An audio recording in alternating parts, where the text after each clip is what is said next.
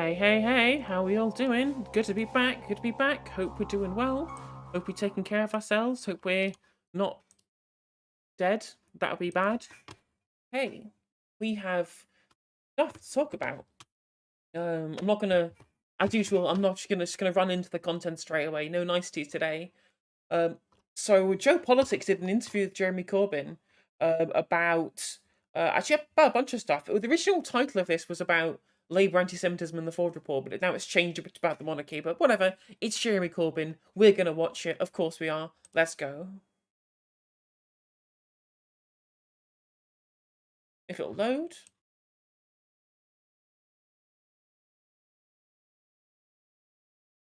I was brought up an anti-racist. I've been an anti-racist all my life. I will die an anti-racist. And to falsely accuse somebody of any kind of racism is a major dishonest and dishonourable thing to do. I accepted and welcomed the HRC report. I accepted and welcomed the need for rule change to implement the HRC report. Well, literally in the EHRC report, it literally says that when he appointed Jenny Formby, the head of the complaints process, it was actually speeded up.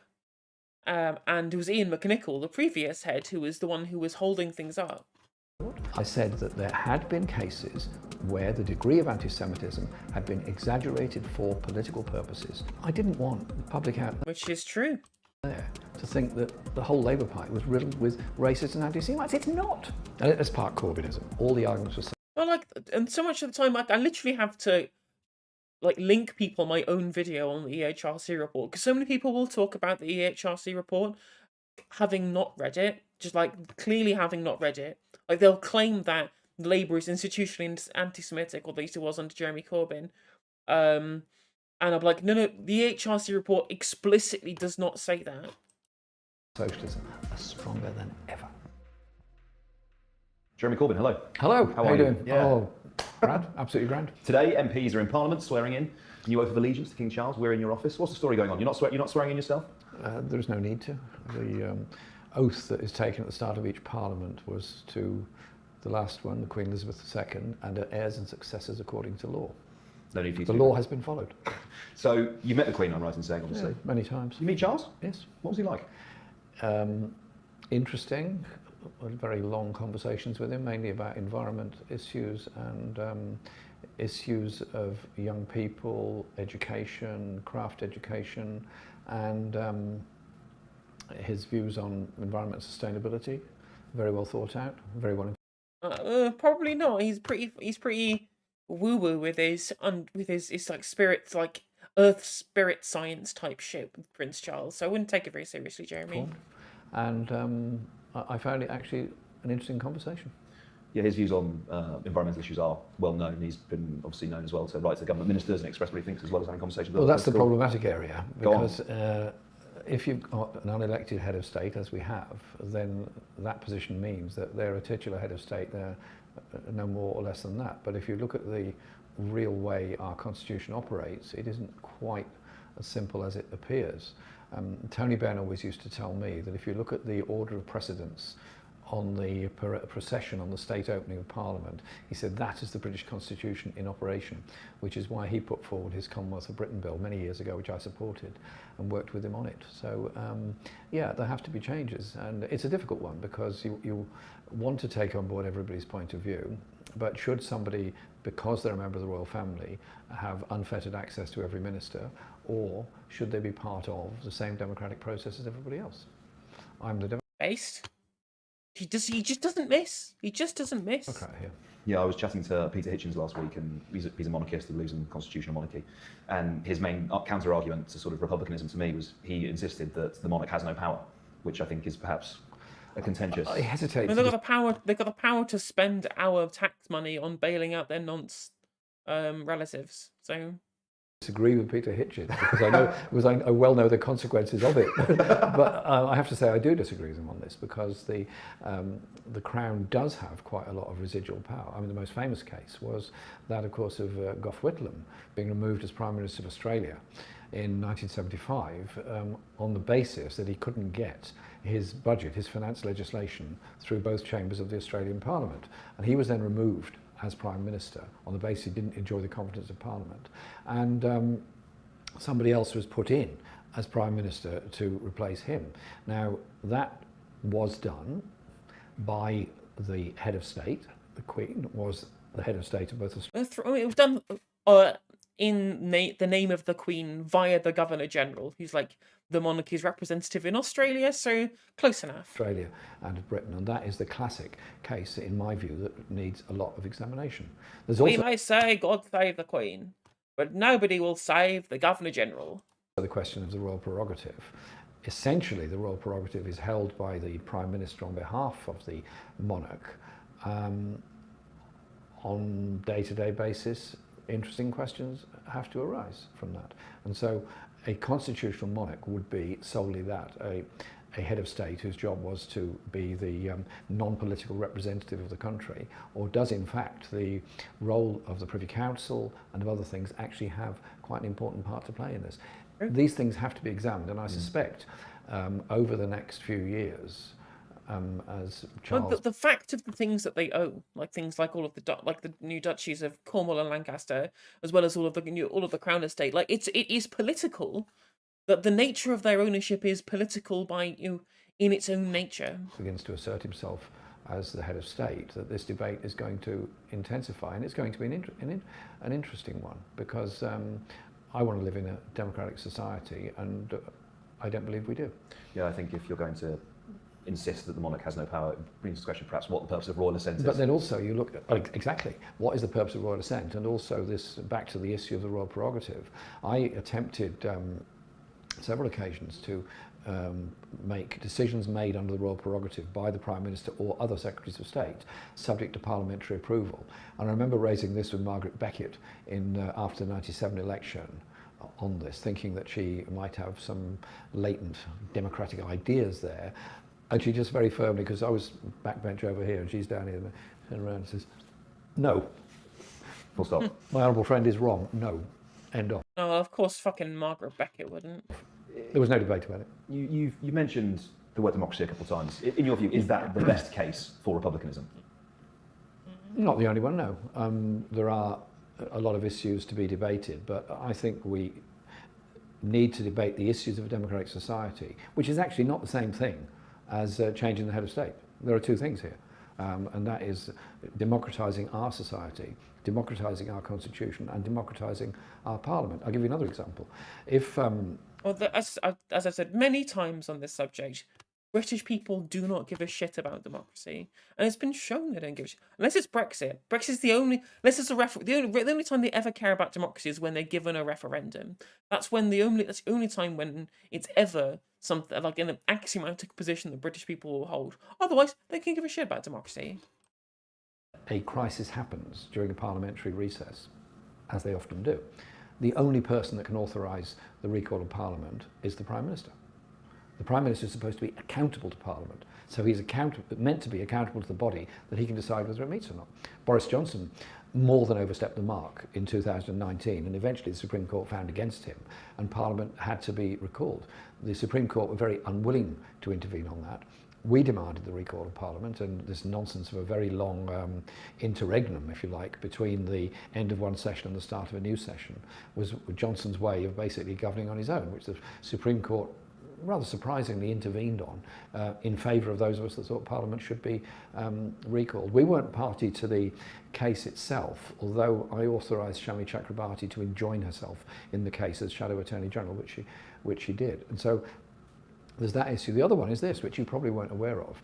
If the opposition put down a motion tomorrow saying, for example, that corporation tax should be set at 26%, just suppose, two things would happen. One is the motion probably wouldn't be accepted by the Speaker and the clerks on the basis that it would be for the government to decide on taxation proposals, and the government would have to bring it forward. And secondly, if they did accept it and it was carried and agreed, the next thing you'd find is that the government would say, well, it cannot be bound by any decision of Parliament that's on the basis of an opposition proposal. So the only way a government can be bound... But essentially every single opposition proposal explicitly always gets voted down because you can't be seen to be capitulating regardless of the utility of the policy. ...is by a government proposals or an amendment to a government proposal. So once again, the House of Commons is not the separate, independent, free democratic body that the traditional constitution is, possibly even our friend Peter Hitchens would think it is. I hesitate to get into an argument with him because I know how long it's going to take.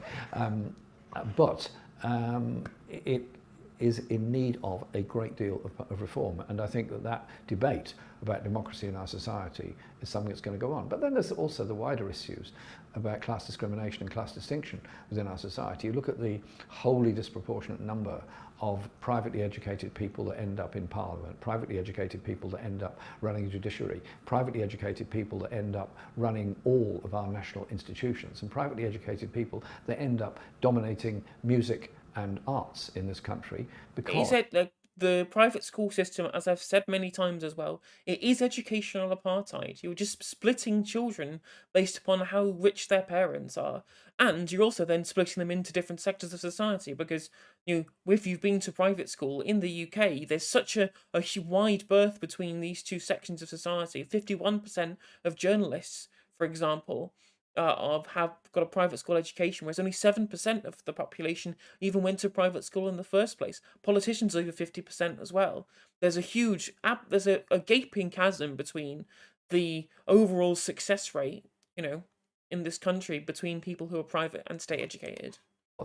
The private schools spend far more on creative education than any state school does, far more opportunities for them, and also that network of that sort of golden triangle of the senior civil service, Oxford and Cambridge, ends up being very, very powerful. When Robin Cook was Foreign Secretary, he was appalled at what he found. And to his credit, he acted very quickly to change the recruitment criteria in the Foreign Office. I used to give lectures on the workings of Parliament to young diplomats in the Foreign Office. It actually was very interesting to do. Actually, the discussion was more interesting probably than what I had to say to them, but nevertheless, it was very interesting. And I just noticed within months of Robin becoming Foreign Secretary, the recruitment criteria changed, and you suddenly had large numbers of recruits from what euphemistically called red brick or new universities, as opposed to Oxbridge, and much more diverse group of people. It was really interesting. And I meet those now who are sort of now middle ranking or above in the diplomatic service. Fascinating. But that again is democracy. So yes. Democracy is about equality of opportunity. Democracy is about respecting everyone within our society. Our society doesn't. Why have we got food banks? Why have we got homeless people? Why have we got a mental health crisis brought about by stress, by poverty, by debt, by discrimination? Why have we got a young man shot on the streets of London 10 days ago and the media saying precious little about it because it was during the period of national mourning for the Queen? Well, okay, fair enough. Let's have the national mourning. But life doesn't stop. And No, but it does stop. The cost of living crisis will wait for the Queen to be buried. Did you not know that, Jeremy? The entire economy can stop so that we can mourn over the Queen. Anne's family, and that's why I went to the demonstration in support of Chris Carber last Saturday. And you know what? The tweet I sent out had more than 3 million views in 2 days. I was going to ask you if events over the last 2 weeks, the death of the Queen, had changed how you felt about monarchy or republicanism, but it actually sounds like it's intensified your Well, you've got to political views. separate the individual from the office. I mean, at a personal level, I met the Queen on a number of occasions, and we had some quite nice chats, actually. Jam making. Jam, gardening, plants, natural world, wildlife, and it was lovely, And she was, and she'd clearly been well briefed on me. In what sense? Oh, where is your allotment? How big is it? What do you grow there? What are you growing this year? And it was actually quite nice because then if you start with something you're both interested in, you can then morph into wider conversations. But I mean, you've got to separate the issue of the individual. And I remember Tony Benn saying once, we were at a meeting somewhere, and the meeting was supposedly about his Governance of Britain Democracy Bill and so on, Commonwealth of Britain Bill, and that was fine. Yeah, exactly. You got to put your starving on hold for a minute, folks. Unless you want to go in the queue, in which case you can be incredibly cold and go for a piss in a portaloo, but we'll provide you with free tea and coffee. And then somebody gets up and starts being really, really rude about the Queen. Really rude. And Tony said, the issues are this. Well, there was no smoking coming by then, which Tony never agreed with. Well, the issues are this. She didn't ask for the job. but she does her best with the job that she's been given.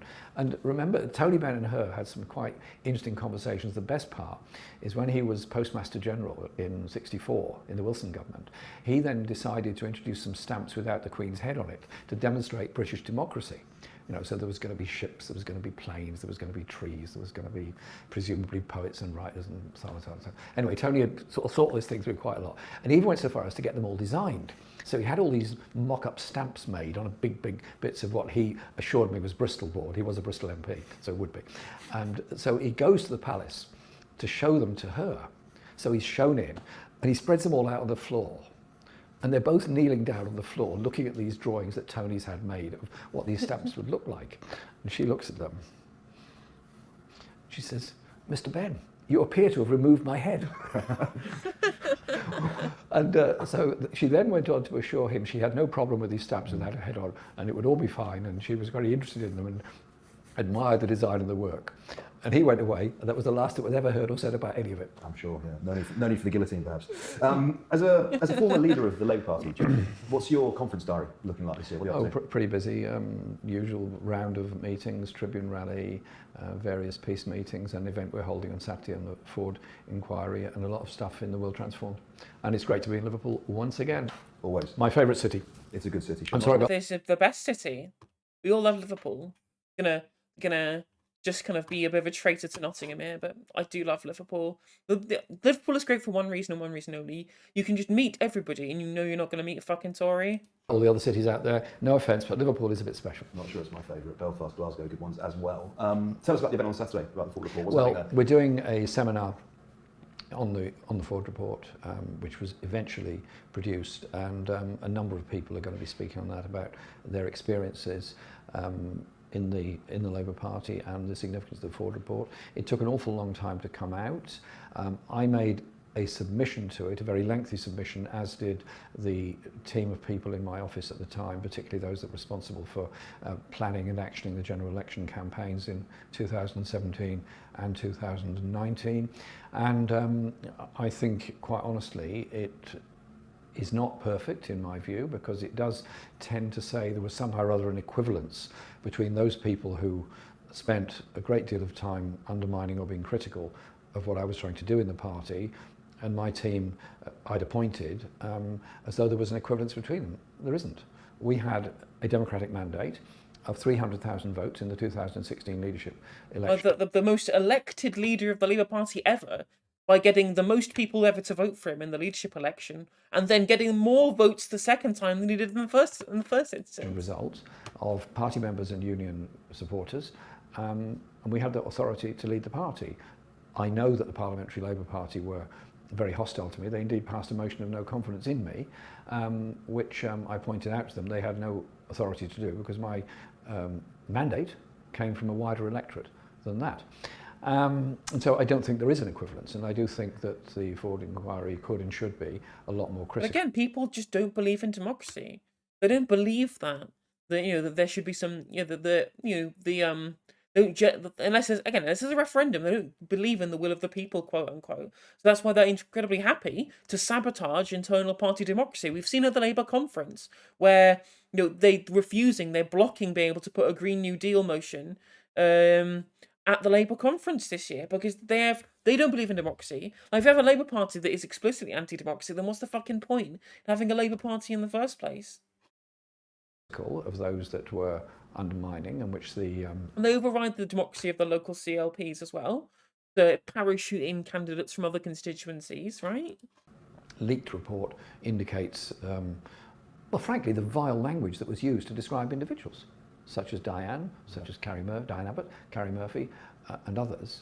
And so, to me, in that sense, it's wrong. But what it does show is the fundamental issue that I was trying to promote community organising in the party, because I wanted our party to be A, much bigger, and B, actually, I'm a great traditionalist. This is the 1918 tradition of expanding the party membership and making it a community organised base. Hence the community organised. No, you can't break up the old boys club. You can't let people into the old boys club. Doesn't matter how far it plunges the party's finances into the red. You got to get rid of all of the people who don't belong in the party because they're not part of the old guard. You can't be having. You got to trot hunt these people out of the party. Fucking nightmarish. Organisers, which I wanted to appoint, and eventually we did, to turn the party into a community organising party, so that we don't just turn up at election times and say, okay guys, there's an election coming up, vote for us, we'll manage things differently or better than the other side. It's actually about giving voice to the voiceless in our society, giving voice to the frustrations of the poorest, of the young, of those that are really up against it. And we Yeah, but no political party wants to care about the young when it comes to the electoral cycle. Not much because young people don't vote enough, but also because young people are easy to crush their spirits, right? They're easy to brainwash. Whereas obviously you have to pander to the boomers because they're all very stuck in their ways. managed to eventually appoint community organisers. But what the Ford report does concede is the monumental levels of opposition I had towards doing that. And the way we eventually did appoint community organisers, most of them during 2019, and they worked incredibly hard and did again increase membership. And so our membership was, by the time I ceased to be the leader, was 600,000 members, largest political party in Europe. I thought that was an incredible achievement. And by the way, there was a massive... The party elite did not consider it an achievement. Again, they let too many normal people in.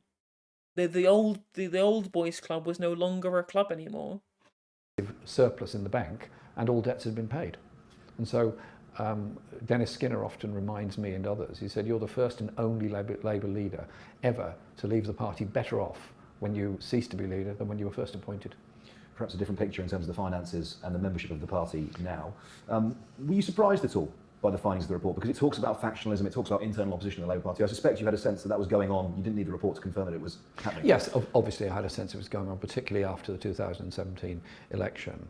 And the degree of, how shall I put it, opaqueness in the way in which the bureaucracy of the party operates by not properly informing me what was going on. And also the advice I was being given during the 2017 election and the allocation of resources is a key issue. Now, as far as I was concerned, I want to be very clear about this, there were marginal seats we needed to gain. There were seats that I was worried we could lose on the basis that the Labour majority in what are now termed the Red Wall streets, by the way, I think the word Red Wall is a Daily Mail invention, so I try not to use it, was that the Labour vote in those had been going down for a very long time. It didn't all happen in 2019. No, it happened a long time ago. I think back to when I was first elected to Parliament, for where we are now, this constituency, my majority was about 5,000 on less than 50% of the vote. The equivalent would be what is now John Trickett's constituency, Hemsworth, which then had a Labour majority of about 35,000, something like that. It was seen as the strongest, safest seat in the whole country. It's now the opposite. John Trickett, extremely based. My majority here at the last election was almost 30,000. His majority was way, way down. Ian Lavery's majority was down to 800 in what had been seen as a traditionally Labour seat. So it's not true to say it all happened in 2019. There was a trend in some of those seats. I was worried about that. No, that's the thing, right? Is that we keep being told that 2019 was just Jeremy Corbyn destroying the Labour Party and destroying the worst vote ever because the red wall had been broken. When, to be fair, but like all of these kind of quote unquote red wall seats that everyone keeps talking about, these should have been Tory ages ago. The only reason why they were still in Labour hands is because there was just a group of people who had always just voted Labour out of out of kind of tradition. That there was you live in those areas, that's what you voted for. Despite the fact materially, they probably should vote for the Conservatives, right? And you look at, especially kind of Liverpool areas as well. These are places with incredibly high levels of home ownership, which was one of the kind of the actual key things that kind of split people at the election, is constituencies with high level of home ownership are more likely to move towards the Conservatives. So inner city seats where there are lots of renters, right? These tend to be more Labour areas, and places where there's just kind of villages where people are all owner occupiers, these are far more likely to vote Conservative. And that demographic is closer to being more of a Conservative demographic in the Red Wall, right? This was a trend that was always happening, and the Labour vote was always conglomerating within cities. And I've been saying this for a long time. People just don't want to have a look at demographic shift within this country and think about how it affects the electoral calculus. And I think, Tony Blair recognized that. He recognized, as I was speaking about with Kevin Logan the other day, like Tony Blair recognized how the electoral calculus was changing. And so that's why, apart from him just being a liberal, obviously, that's why he felt it necessary to abandon class politics for better for worse, because he realised by continually making house prices increase, he could then continue to rely on the Liberal vote, whilst also continuing to rely on people who just cannot vote for anybody other than Labour. But again, obviously, as I said, it pushed people towards the far right, because if socialism or barbarism is where we're going regardless. And by conglomerating on the Liberals and had there being no major party that bothered speaking for the working class, of course, these people got pushed to, shit like the BNP and UKIP, etc., etc. In the 2017 campaign, and we did, sadly, lose some seats in 2017. Mansfield, Walsall, Stoke, for example. And so... Yeah, exactly, places which they were likely to lose. Old market towns, old manufacturing towns, places that are suburban, right? Which with high levels of home ownership, but aren't really in the inner cities. That were previously areas full of working people that there now are no longer because of the change away from the manufacturing economy towards a more kind of financial sector based and service based economy. So I think that we need to think about that. But during that campaign, I knew we were starting from a difficult base. I knew the opinion polls were putting us on 24% in April 2017. And the first message I got from the Parliamentary Labour Party privately, from quite a lot of colleagues, none of whom had been very supportive in the past, was, well, you better resign now. And I said, well, thanks for your very helpful advice. I look forward to seeing you on the campaign. And by the way, I'll come to your constituency to support you, says I. And obviously I didn't. And I just said to the team, look, we've got the fight of our lives on, let's go out and fight. And we went out there and we had not very good local election results in May 2017. They weren't great. They weren't disastrous, but they weren't great. And we then just went out on the campaign. Outdoor, mobilised communities. I did 100 rallies all around the country. Mm-hmm. And they got bigger and bigger and bigger. Now, okay, people go to a rally because, in a sense, they're listening to what they want to hear and they're supporting the party they want to support. So you've got to be careful not to be carried away just by crowds and rallies. But there was something that was telling me they were massive.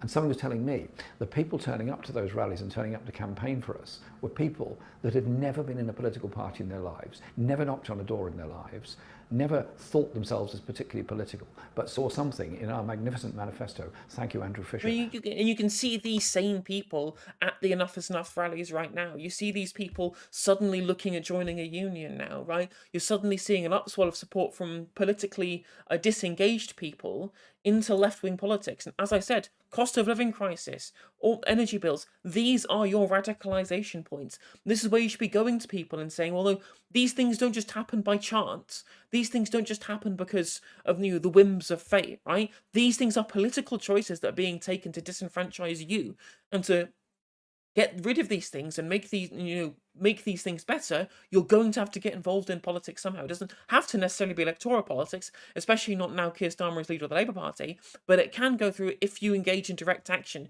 if you join a union, if you become a socialist and start spreading socialist messages to your friends as well, and they tell two friends, and they tell two friends, and so on, and so on, and so on, right? Like these moments are where you want to attack politically disengaged people. As there's a really great Zexizi video about this, where people on the left, like leftists in general, spend too much time focusing on how do we convince liberals to move left, rather than finding politically disengaged people who can understand how issues affect them materially. They just need to know. They just need to be shown ways in which that these material problems can be solved through policy or through direct action or through unionization or through any amount of collective action, right? And these are the people who it was going to be easiest to be able to bring to your side, because a lot of people who aren't political do sympathize with left-wing ideals, right? They just don't see any particular political party who represents that, because none of them fucking do. They're all identical consensus neoliberal politics at this point. And Jeremy Corbyn was a real sharp shock to that, and that's why, as you can see, so many people joined the Labour Party, never ever been a member of a political party before that time. Who's the main writer of it for that, and they were going to campaign. And so I was talking to these people as much as I could. Obviously, it's quite difficult when you're running from event to event to event all day long, but you try and meet people of the widest variety you can. And since all our journeys were undertaken by train, the train journeys were usually a long line of passengers who'd come up and have a little chat and move on down the train, which was quite nice, but impossible to do anything else on the journey. But there you go. And then I get back to Southside. People that have been working for the party for years said, oh, it's terrible.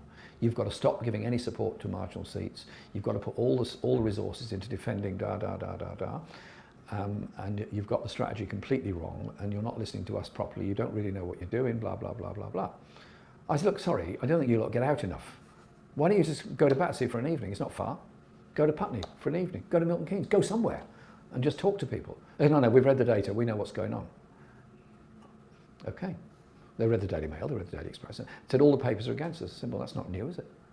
I can hardly remember an election when most papers are not. Yeah, this idea that people on the kind of Keith team on this one, they have this idea that if they just cozied up to the press, suddenly they change their tack, and they spend ages agreeing with all of these ridiculous criticisms of Jeremy Corbyn and the Labour campaigns in 2017 and 2019. Then they go, well, we've got on the press's good side. We've sucked enough journalist dick now to be able to get favourable press coverage at the very least, and then immediately as soon as they can, they attack Keith Starmer over the Beergate shit. And I'm like, yeah, well, there you go, fucking you made your bed, mate, now lie in it.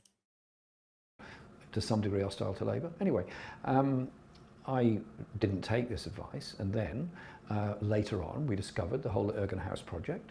We discovered the amount of resources and money that was spent on that, not just the money that was allocated to certain constituencies without my knowledge or authority, and certainly without the knowledge or authority of those I'd appointed to run the election campaign, those resources were put there. And you know what? Pretty well all of the seats that they claimed were at risk ended up with massive majorities and a huge swing to Labour. Maybe we should have put a bit more money into places like Milton Keynes, Bath and so on, and Bristol and all the West of England seats and so on. Maybe there's a lot more we could have done to win more of those seats. But when you're the leader of the party, you've got a huge responsibility to be out campaigning, travel the whole country. And the time you can spend on all the details is quite limited, so you rely on others. I've got absolute confidence in what John McDonnell, what Ian Lavery and John Trickett and so on were doing. I've got no problem with them. But they were not being told the whole story by people. And Ford alludes to all of this, but is not, in my view, categorical enough about it. We'll come to, in a moment, that sort of discussion about rallies, because there's a nascent political movement in the UK right now that bears comparison, but we'll come to that in a second.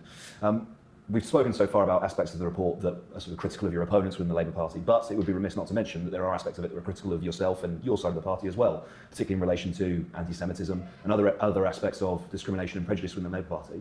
What's your response to those parts of the report? Racism is an evil in our society, a total evil.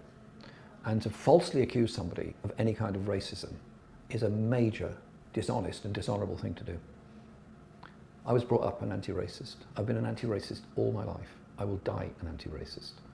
And when I discovered there were a small number of cases where people were using anti-Semitic abuse and anti-Semitic tropes against people, I was appalled and said, we have to have a process for dealing with this, as with any other racism within the party. There's no hierarchy of racism. And that's the problem. It had been so kind of signal boosted by the media, and deliberately by the right-wing members of the parties, which we now know because of the Ford report, they were fucking leaking stories to the press. Because it was such this huge focus. I obviously it's not good, right? It's not a good thing for them to intervene into the complaints process, but to try and expedite these, to try and get these cases out there so that people could get restitution, so that you could try and cast off the shackles of this, then I can understand why. I don't think it was the correct decision, but it's understandable.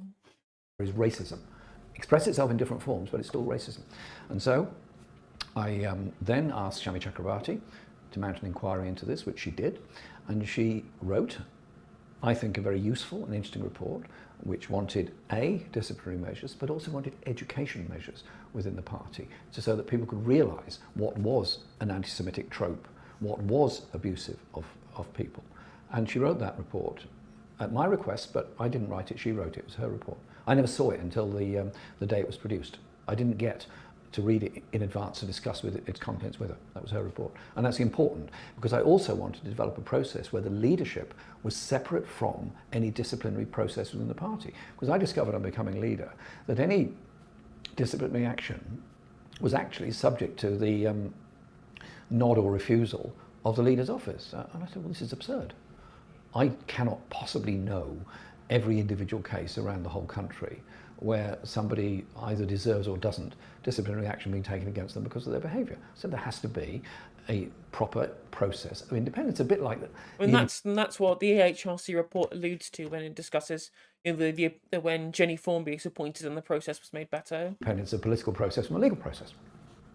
And so I insisted on that. It took a bit longer to get fully in place than I expected, but we did get that in place, and that's the whole principle behind it.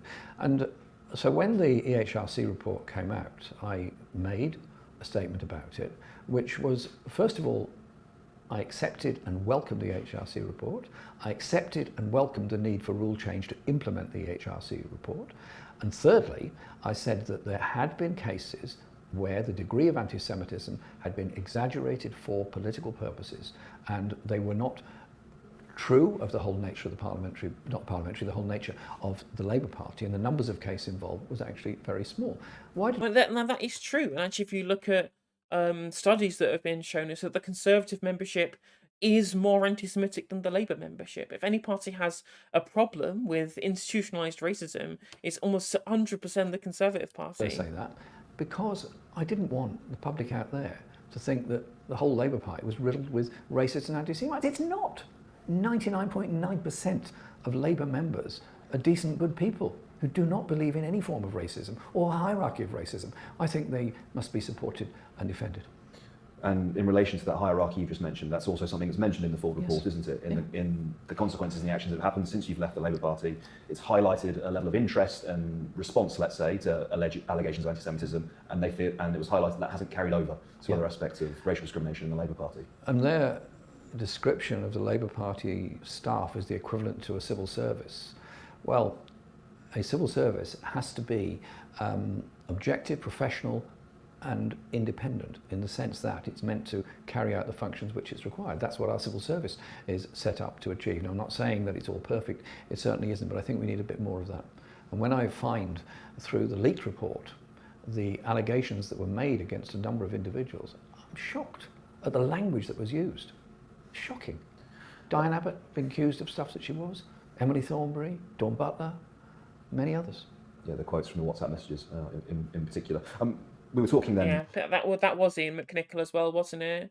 I thought the other person who was involved who said the awful shit, although to be fair, Jess Phillips said she'd stabbed Jeremy Corbyn in the front. So I'm like, whatever. And she then, in broad daylight, so all bets are off. Just a second ago about rallies in 2017, 2016. You know, I was reporting on them back then, and we've also now been covering the Enough is Enough rallies. And in fact, Politics Joe's political correspondent, Ava Evans, has been at a lot of them, and someone said to her recently, it feels like 2016, it feels like 2017, being at these rallies, and the comparison is obviously to Corbynism and the Labour Party back then. It's part Corbynism. Oh yeah? Socialism. Socialism, very good, yeah.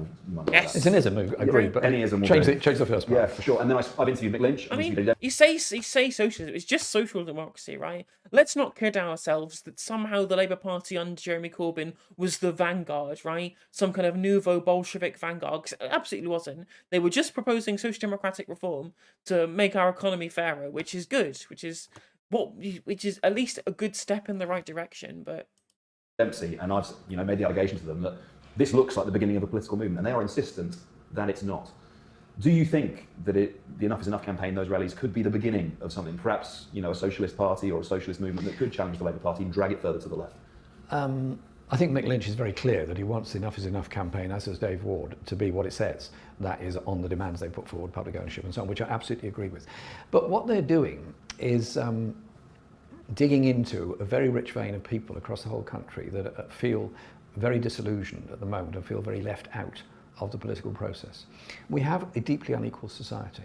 We have more billionaires than ever in our society. We have more poverty and relative poverty than ever before within our society. And we have a bigger mental health crisis than ever in our society. They are all linked, these things. And so when the rail workers demand, actually very moderately, a pay increase in line with inflation, that's all, and job protection. I mean, it wasn't even in line with inflation, it was lower than inflation. Like a couple of points behind inflation. Like it was hardly a bank-breaking pay rise they're asking for. And the postal workers do the same, and the teachers do the same, and the civil servants do the same. they're not asking for that much, quite honestly. And so they've taken industrial action. But the way Mick Lynch and Dave Ward and Eddie Dempsey and others put it is very good, because they say, look, our campaign is your campaign. Our campaign is to end food banks. Our campaign is to end poverty just as much as it is on our own wage campaign. And I think that this will lead to a strengthened political movement. Now, are the Labour Party going to listen to this movement, listen to these rallies, listen to what people are saying? Or are they going to instead say, well, the most important thing is being responsible in running the economy, empowering the City of London and others in order to create more free market investment? I put forward public ownership of mail, rail, water. But the issue is, as we've seen, right, as so many studies will show you, and I'm sure you've all seen the studies if you're watching my channel, you probably already know that this idea that suddenly you cut taxes to be able to drive investment, or if you can hand more power to the financial sector, and somehow that will drive growth or drive investment, or then that will, by the rising tide will lift all the ships and it will trickle down, as we've all heard the phrases, right? And we all know, we have just data showing us, studies showing us that this is just fiction. It does not work, and it's never worked. Energy. I put forward National Investment Bank and regional investment banks. I put forward Green Industrial Revolution. I put forward decent benefit increases. I put forward an end to discrimination on grounds of race or disability within our society. We set out the framework for a different and better, inclusive society, and an education system that didn't test within an inch of a child's life, but instead saw the strengths and abilities of that child in how their education developed. A political party of the left to succeed has got to be better than being a manager. It's got to offer inspiration. The interesting thing as well is a lot of the policies you just mentioned have actually a very broad base of support amongst the British public. Oh yeah. And it's only once you get to That's the crazy thing, is then Keir will go, I'm being pragmatic, not ideological. Well, surely the pragmatic position, if you want to win an election, if that's your goal, Keir, right? If that's your goal, is specifically winning the election, why are you deliberately choosing policies that are against the wishes of the vast majority of members of the public? As if they just go like, well, we can nationalise rail, and we're going to, actually continue to privatise the NHS, but not turn it into a subscription service that, like the Tories want to do. That's it. That's all they ever do. Class that support diminishes. I mean, I'm quite shocked. I'm standing outside railway stations along with Mick Lynch and others, and very well dressed and very well spoken people are coming out of the station, and because they can't get a train because there's a strike, and I sort of thinking, oh, here comes earful time. Handshake, Mr. Corbyn, you're quite right. Our railways should be owned by us. And these are people from the southeast home counties. Elsewhere, yeah. We're starting to learn more. Suburban socialism. Yeah, I was going to say champagne socialism, but I prefer sort of mojito Marxism, perhaps, I don't know. Yeah. You what? Mojito Marxism, no? Oh, okay. Yeah. Burrito Marxism. No, mojito, it's a cocktail. Oh, I don't drink. There we go then. Based, fuck, I didn't even know that about Jeremy. What a fucking legend, mate. We're starting to learn more about Liz Truss's economic plans, economic model. We're seeing reduction in corporation tax, potentially a stamp duty holiday coming up, all of these sort of tax cutting measures, and also this huge stimulus in energy bills as well. What's your analysis of Trussonomics so far? Well, it's absurd. It's bonkers, quite honestly. The energy companies are coining it in like they've never coined it in before. They're so embarrassed by their wealth, they almost welcomed a windfall tax. They said, yeah, okay, we'll pay it, because they know how well they're doing. Well, didn't one of the Centrica bosses say that like, I remember a bloody Black Country MP, Muslim woman, got her fucking name. She said on Question Time that they literally said they have more money than they know what to do with, and that's what they said that they said, right? Electricity bills and gas bills have roughly doubled in the last year, 91% increase, something like that. And so the regulator, I'm not quite sure what this regulator's function is, but it appears to be to make life easy for the companies. And so what the regulator has done is said, well, we'll hardwire in the increase you've got, and the government will now pay you to make sure you don't raise the prices for another 2 years, having already put them up by 100%, on the basis of the allegations that gas and oil from Russia have gone up in price. The only problem with all this argument is we hardly buy anything from Russia anyway. Most of our gas comes from Norway, a bit that from Qatar, and the rest produced in Scotland or off the east coast of England. And so that simply doesn't add up. This is a massive subsidy to the energy companies. My argument was public ownership, so that the publicly owned corporation can be the moderator between the price that has to be paid, yes, it has gone up, I accept it's gone up, but surely it's the function of the public ownership and the government to protect people from that increase. So they could do what France has done, which is to take the whole of EDF into public Well, the issue here is though, right? The issue here is that EDF, they have huge amounts of nuclear power, so they don't have to worry about the gas prices, and they can just be nationalised to absorb the losses that they need to from the gas that does sometimes get used, which is then supplemented by huge amounts of renewable nuclear power. As I've said plenty of times, like the stealth solution is nationalising the oil fields in the North Sea, so that you can at least have some of the money that is being spent on the subsidy towards the electricity producers that rely on the gas that has high wholesale prices, so that you can sell essentially at cost to these generators, right? Which then can sell on to the distributor and then sell on to the retailer at much lower prices than they otherwise would do. But the problem is that all the things if you don't nationalise it, it's all going into the wholesale market and then coming out at wholesale prices, which is the big issue. Wholesale prices are the issue, but you can undercut it through nationalising the actual extraction process, what Norway do. Ownership, and use that to limit price increases to, I think, 5% in France. A very small increase compared to everything that's happening here. Now, on the corporation tax, our argument was that the corporation tax should go up to the level it was under the previous Labour government, which would be 26%, which is broadly in terms of what happens globally and internationally. The government is now proposing to drop it. Even Boris Johnson was opposed to the last reduction, a further reduction in corporation tax, but Liz Truss is going further. So I hear myself, from what I was saying in the last general election campaign, saying this bargain basement Brexit that Boris is planning will actually end up with a bonfire of workers' rights, a bonfire of environmental protections, tax havens called free ports, massive profits for the biggest businesses, and a miserable time for the small businesses and the population as a whole. What Liz Truss is about to preside over is yet another redistribution of wealth and power in favour of the wealthiest, most buccaneer capitalists the world has ever seen. And that's what she's signing us up to. But you must be careful.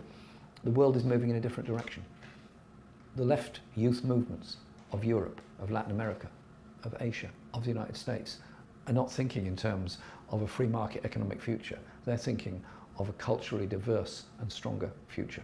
And so I'll tell you what, all the arguments for socialism are stronger than ever.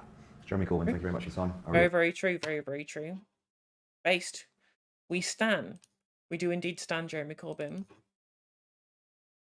Although speaking of his criticisms of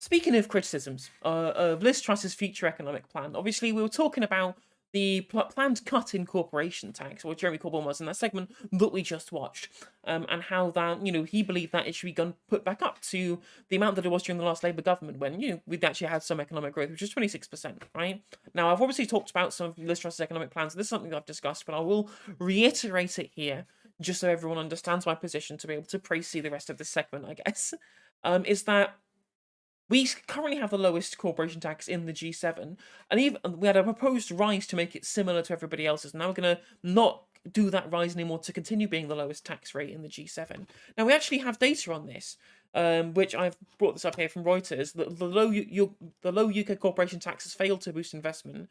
Reports saying that it lags behind all of the major peers, according to a report on Tuesday, which comes as government prepares to reverse a planned rise. Britain's 19% corporation tax rate, the lowest in the G7, has been due to rise in 2023 under plans announced last year by former Finance Minister Rishi Sunak. However, opposing the rise formed a major part of Liz Truss's successful campaign to defeat Sunak in the contest to succeed Boris Johnson as Conservative Party leader and Britain's Prime Minister. Finance Minister Kwasi is expected to confirm this in an emergency fiscal statement on Friday, where he gives more details about Truss's plan to support the economy in face of surging energy bills. So yeah, as the article says, it's not boosted investment the entirety of this time, right? It's not boosted growth. We've had an incredibly stagnant economy for the last decade. So, the understanding is, right? Mick Lynch went over this on the BBC, which did a really good segment that he did, an interview on BBC Radio, talking about how if we have higher corporation tax, it incentivizes investment because you get less returns on just extracting money out of the company to then give towards shareholders, right? By putting corporation tax up on your profits, and on things that would end up getting paid out in dividends, it makes it less lucrative to do that. So then they're more likely to put money back into the company so that it doesn't get taxed. It's more efficient use of your money to be able to reinvest it into your company than it is to get it siphoned off by shareholder dividends. If the tax rate on those dividends and on the the profit that was generated would be higher, right? So that's why corporation tax would theoretically boost investment. And as we've seen, this bargain basement corporation tax doesn't lead to any additional economic growth. And the desire and the times in which you've had higher corporation tax in this, especially when they would just be moving up into line in line with the rest of G7, hasn't led to the kind of capital flight that you'd expect. All the countries that have this higher rate of corporation tax, they don't see huge amounts of capital flight that we've seen that they're telling us will happen if it does get raised to that amount. That capital flight hasn't happened. So this is just basically balmy. But the central tenet of everything that's being put forward by Kwasi Kwarteng and Liz Truss is explicitly so that they can benefit the most amount of rich people at the expense of everybody else, right? And we've seen it in literally every policy. They've said there's going to be tax cuts, and they said, oh, we'll reverse the national insurance rise. Well, that's not a tax cut. That's a U-turn. That's what we call that in the real world. Short amount of time that Kwasi Kwarteng is talking about there. The rest of it is all tax cuts that they're doing for either the super rich or just the regularly well-off and wealthy middle-class people, right? Insofar as, for example, we look at the discussion that we were having with regards to the energy sector, insofar as there was no windfall tax, all she did was essentially further increase the deficit, which Tories are supposed to...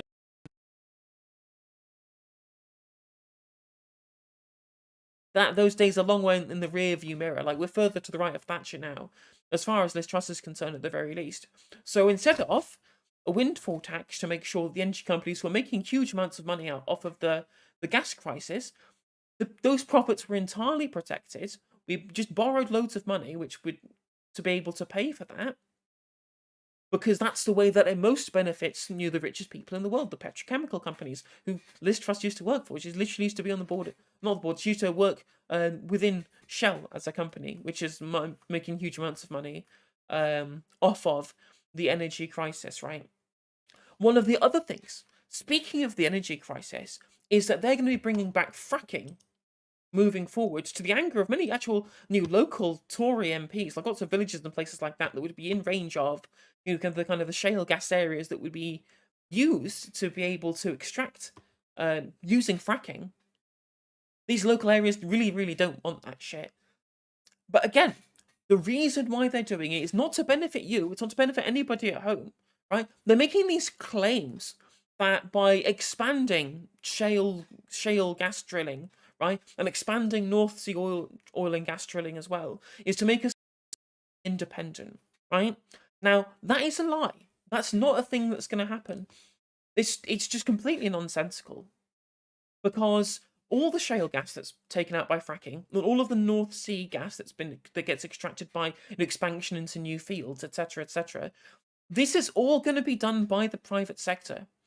This is all going to be done by people who are given private licenses. Maybe the Exchequer will make some money off selling those licenses, or maybe renting out those licenses, but it's hardly a huge amount of money at the end of the day. The lion's share of the money will go to the private company who will be extracting that gas. And what are they going to do? If it's a private company, they're just going to sell it on the wholesale market. That's how they're going to flood the European market with new gas. It's just going to get sold at the current wholesale price or slightly lower, which doesn't change any amount of energy independence whatsoever. It's completely nonsensical. It's, again, they're exploiting the energy crisis to make the people who put the brown envelopes under the table to them as rich as humanly possible, as rich as fucking Croesus, right? By, giving these people licenses to extract shale gas and North Sea gas, they're still going to be able to reap the rewards of the prices that have been essentially protected by the Liz Truss energy plan. So she's capped the prices, made sure the exchequer is going to pick up the tab for all of these extraction companies to make huge profits out of the North Sea and eventually fracking, apparently, that we're going to be having moving forward, as Energy Minister Jacob Rees-Mogg has told us, right?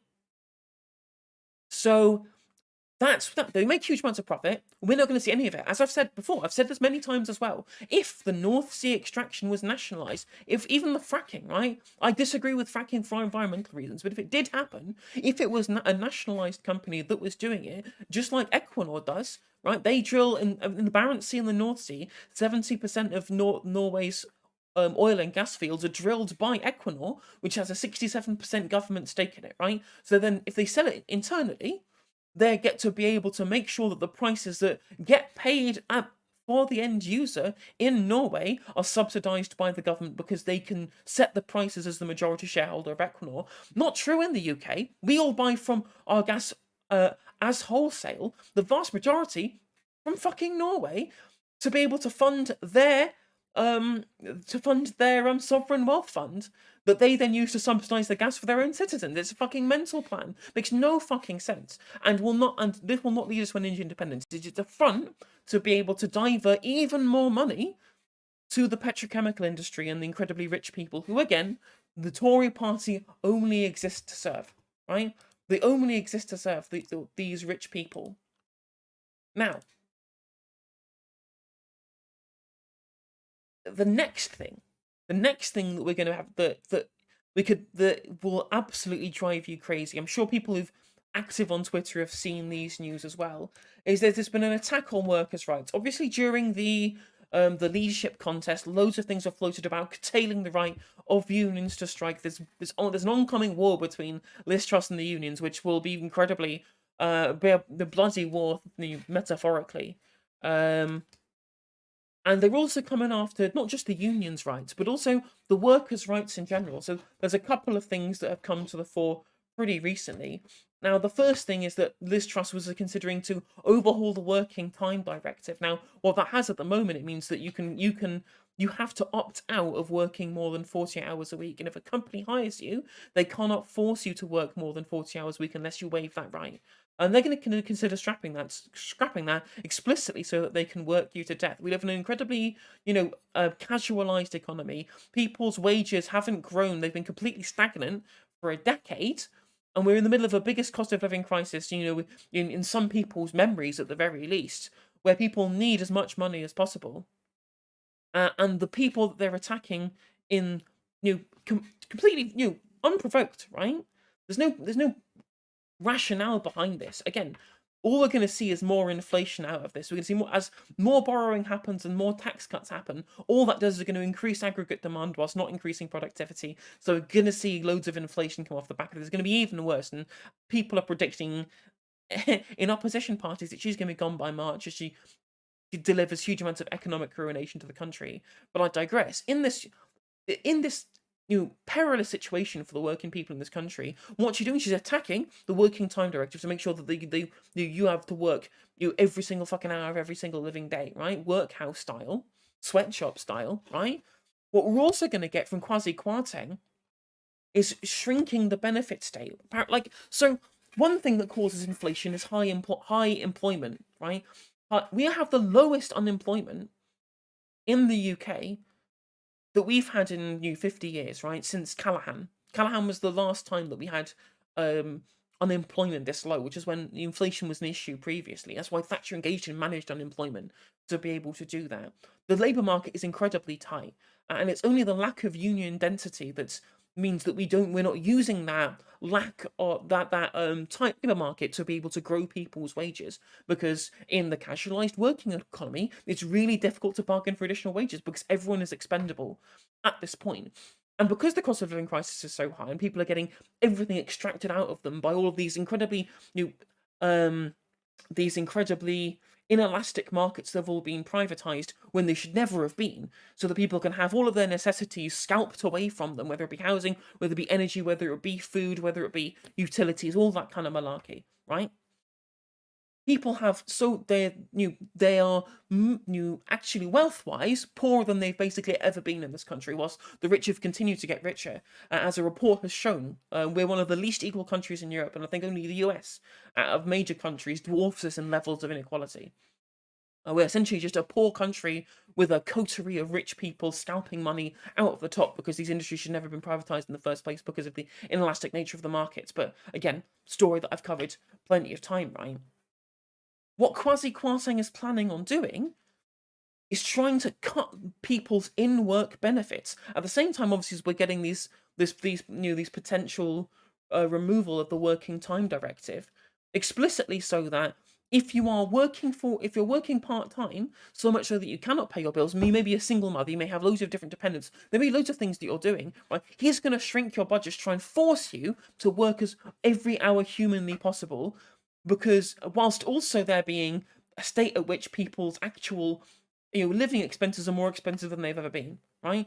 So he's taking money away from the most vulnerable in society, right? We're essentially we're in the 2010 Redux era, where we're getting not just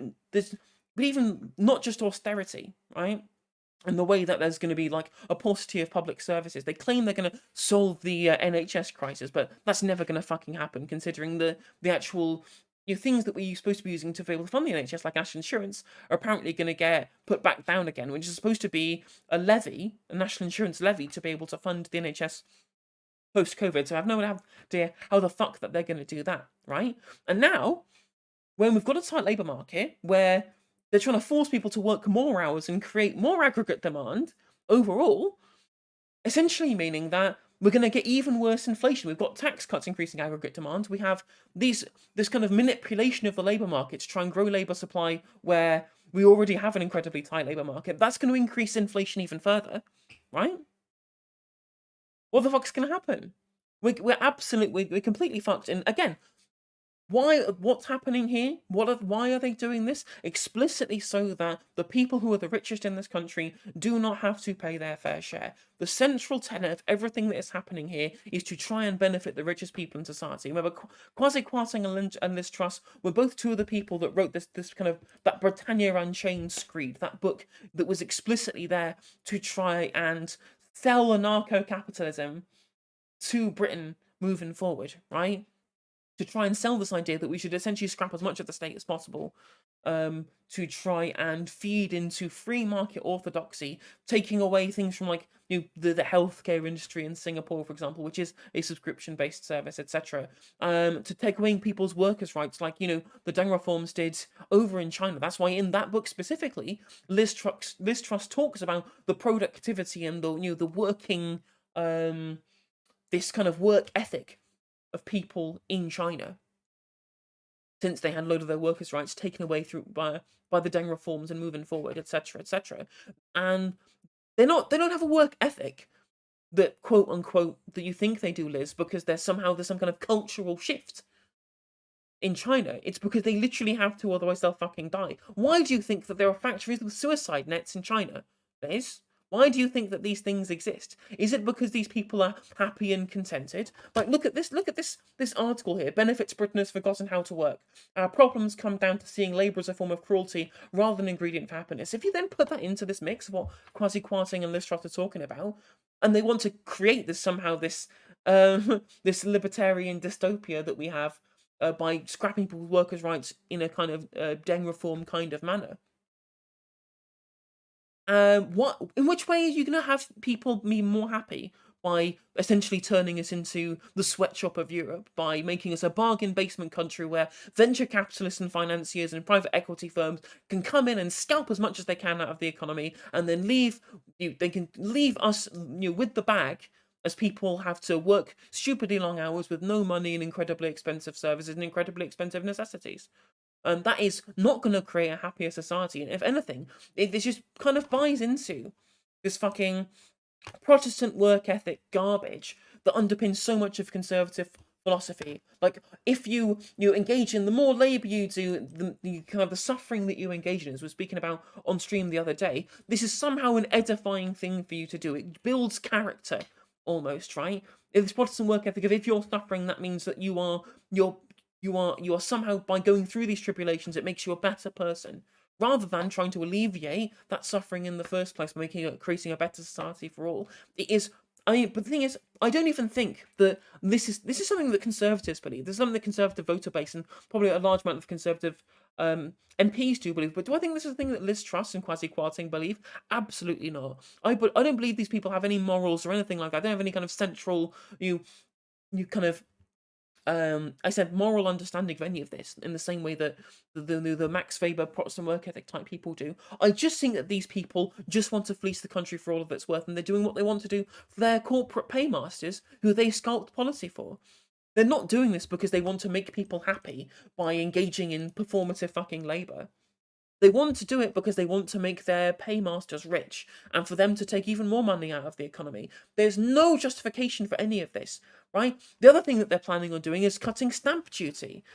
Cutting stamp duty for people, for second-time buyers, which essentially is going to continue to inflate the fucking property market by making it an even more lucrative investment lucrative speculative investment for capital, for private equity, for people who do no fucking work, right?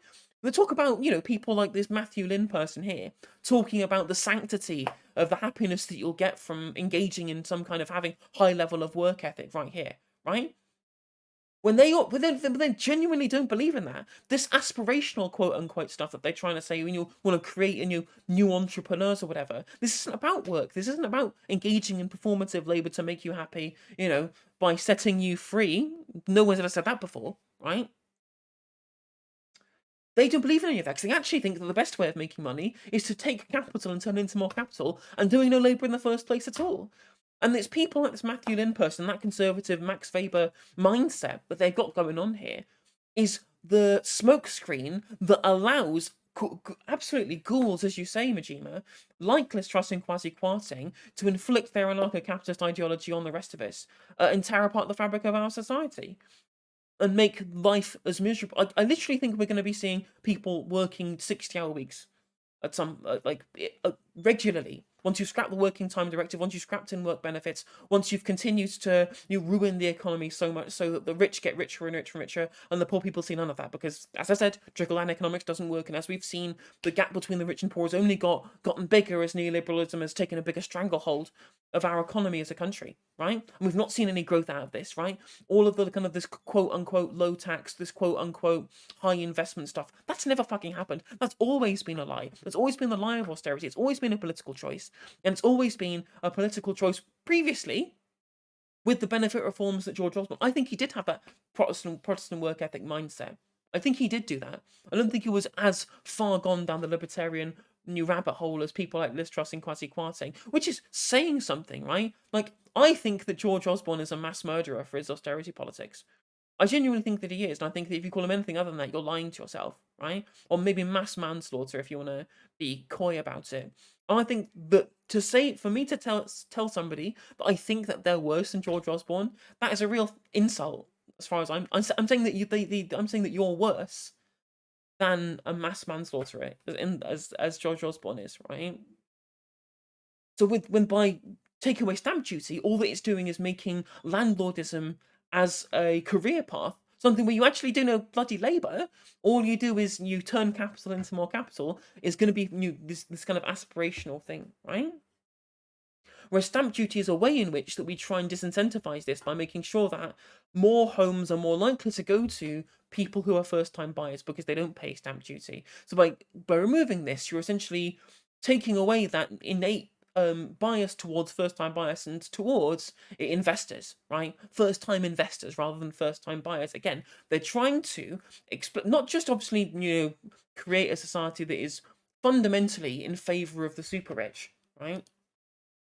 What they're also trying to do is create this quote-unquote aspirational class that they can then somehow coalesce into some kind of voting bloc for them moving forward. The people, just like Thatcher did in the 80s, by selling off a load of public sector assets and using this to be able to, and selling off council houses to create the aspirational generation of the 80s, right?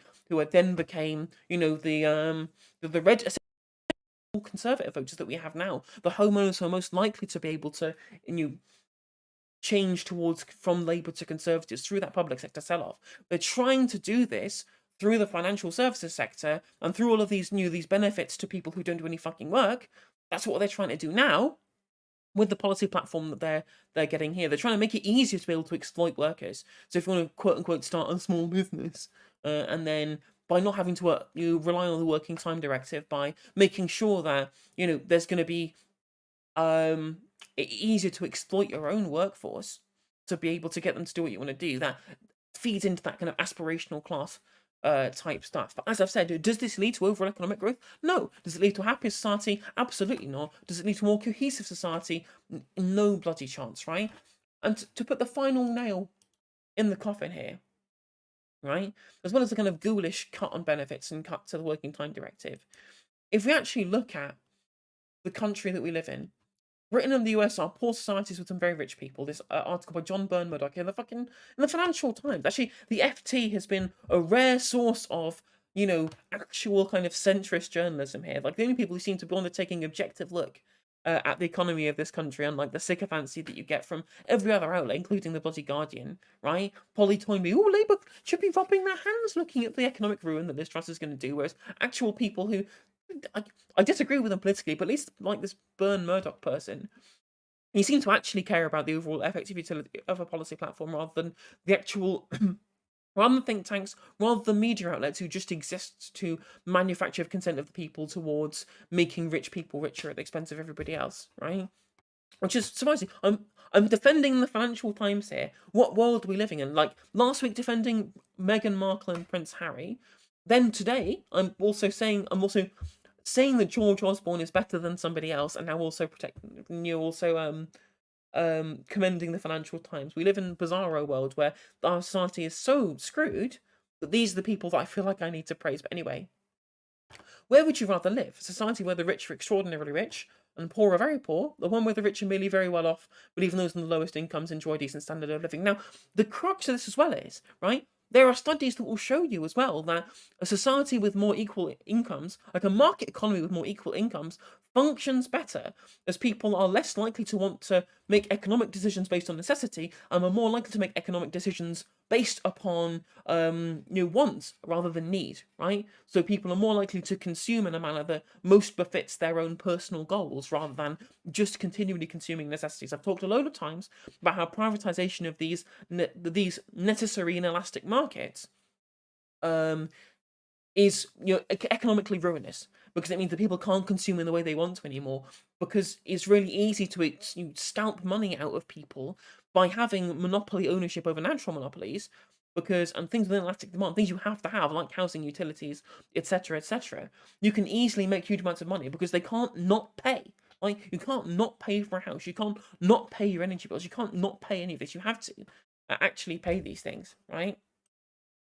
So that means that you can extract as much wealth from people as you want on this, and that's economically ruinous. And people can't consume in a manner that is, I guess in a way frivolous. There's no frivolous. People don't have expendable income anymore, or at least the share of people's income that is expendable is much lower than it's ever been because of this privatization of natural monopolies that's gone on over the past 40 years. That's why you see articles like millennials kill XYZ industry, like the yachting industry or whatever, because we don't have any money to consume it, because all our money goes on rent and bills, because the rate at which these have risen is ridiculously high in comparison to everything else, right? That's why it'll irritate you when boomers say, well, you have cheap holidays. Yeah, we can't afford it because our rent costs more than a holiday now, right? And this is economically as well as societally toxic, right? Because loads of things, like there was an interesting thing talking about how the recession affected sex workers who lost huge amounts of clients because people didn't have expendable income to be able to spend on something that is technically just a frivolous experience as far as they're concerned, right? It's not something that you have any necessity for, paying you for the service of a sex worker. So during the recession and the financial crisis post-2008 and within the 2010s, sex workers didn't get very much work at all and led to horrendous working conditions that they had to go through to be able to make whatever money that they could. So that is why a more equal economy with a market economy is much more economically prosperous, because people can make decisions based upon what they want to rather than they need to, allowing more businesses of those kind of manners to be able to thrive within that economy. Rather than what's happening now, we have private financial institutions who own these huge natural monopolies that they need to continue siphoning money off. Like, I was talking in another video as well previously about the rolling stock leasing companies who own the trains are owned by private equity firms in Australia, Hong Kong, Germany, and they don't do anything. They don't make any value. They're not productive. They just own stuff, and then people have to pay rent on that stuff, and that just gets siphoned out of the country, right? We always talk about things like Brexit was always supposed to be done on giving us personal sovereignty. So essentially, what people were looking for, really, when they're talking about this, is economic protectionism. We don't have any of that. All we've done is become the bargain basement sweatshop UK, where financial institutions from around the world can come and take money out of us, and then never put it back into the economy. And again, that's another reason why we don't have very high growth in this country, because it will just get shipped off overseas, and that's going to continue to happen, especially in the financial services rather than the manufacturing industries, which are all leaving because they need to be able to trade in and outside of the European Union, which we don't get anymore because of Brexit, and live in the single market. So it's really economically ruinous what's being engaged in right here. Anyway, let's continue. But for all but the most ardent free market libertarians, the answer would be the latter. Research has consistently shown that while most people express a desire for some distance between top and bottom, they would rather live in a considerably more equal society than they do at present. Many would even opt for the more egalitarian society if the overall pie was smaller than the less equal one, which I would also agree with, but that's also not you can have the cake and eat it, right? Or the pie, I guess, in this case, and eat it. And you can have this equal society and also it be prosperous, because you are more prosperous the more equal you are a lot of the time. Look at Norway, Sweden, Denmark, right? The generous welfare states they have led to strong economies, in the same way that the sovereign wealth fund that's generated because of the gas and oil industry that we were talking about earlier as well from Equinor, in Norway specifically, right? It follows that one good way to evaluate which countries are better places to live than others is to ask, is life good for everyone there, or is it only good for rich people? To find the answer, we look at how people at different points on income distribution compare to their peers elsewhere. If you're a proud British or American, you may want to look away now. Starting at the top of the ladder, Britons enjoy very high standards of living virtually by any benchmark. Last year, the top earning 3% of the UK households each took home but 84k after tax, like Mr. Top 50% from Question Time. We all remember him. He takes up far too much of my brain space, but I digress. They're given $225k after adjusting for price differences between countries. This puts Britain's highest earners narrowly behind the wealthiest Germans and Norwegians and comfortably among the global elites. What happens when we move down the rungs? For Norway, it's a consistently rosy picture, and they have a stronger economy than we do, as I've said. The top 10% rank second for living standards among the top deciles in all countries. The median Norwegian household ranks second amongst all national averages, and all the way down at the other end. Norway's poorest 5% are the most prosperous bottom 5% in the world, right? In the world. And we pay for that. We're paying for their prosperity because we have to spend huge amounts of money buying gas from the state-owned enterprise of Equinor that's extracted from the North Sea. They also extract from our area of the North Sea as well, because part of the private licenses to drill in our North Sea has been sold to the Norwegian government essentially at this point. So we pay for their sovereign wealth fund with our money. We even buy electricity from the hydroelectric plants in Norway with undersea cables that feed us electricity through the North Sea as well. So even more money, more of our money is going to fund the prosperous working class of Norway.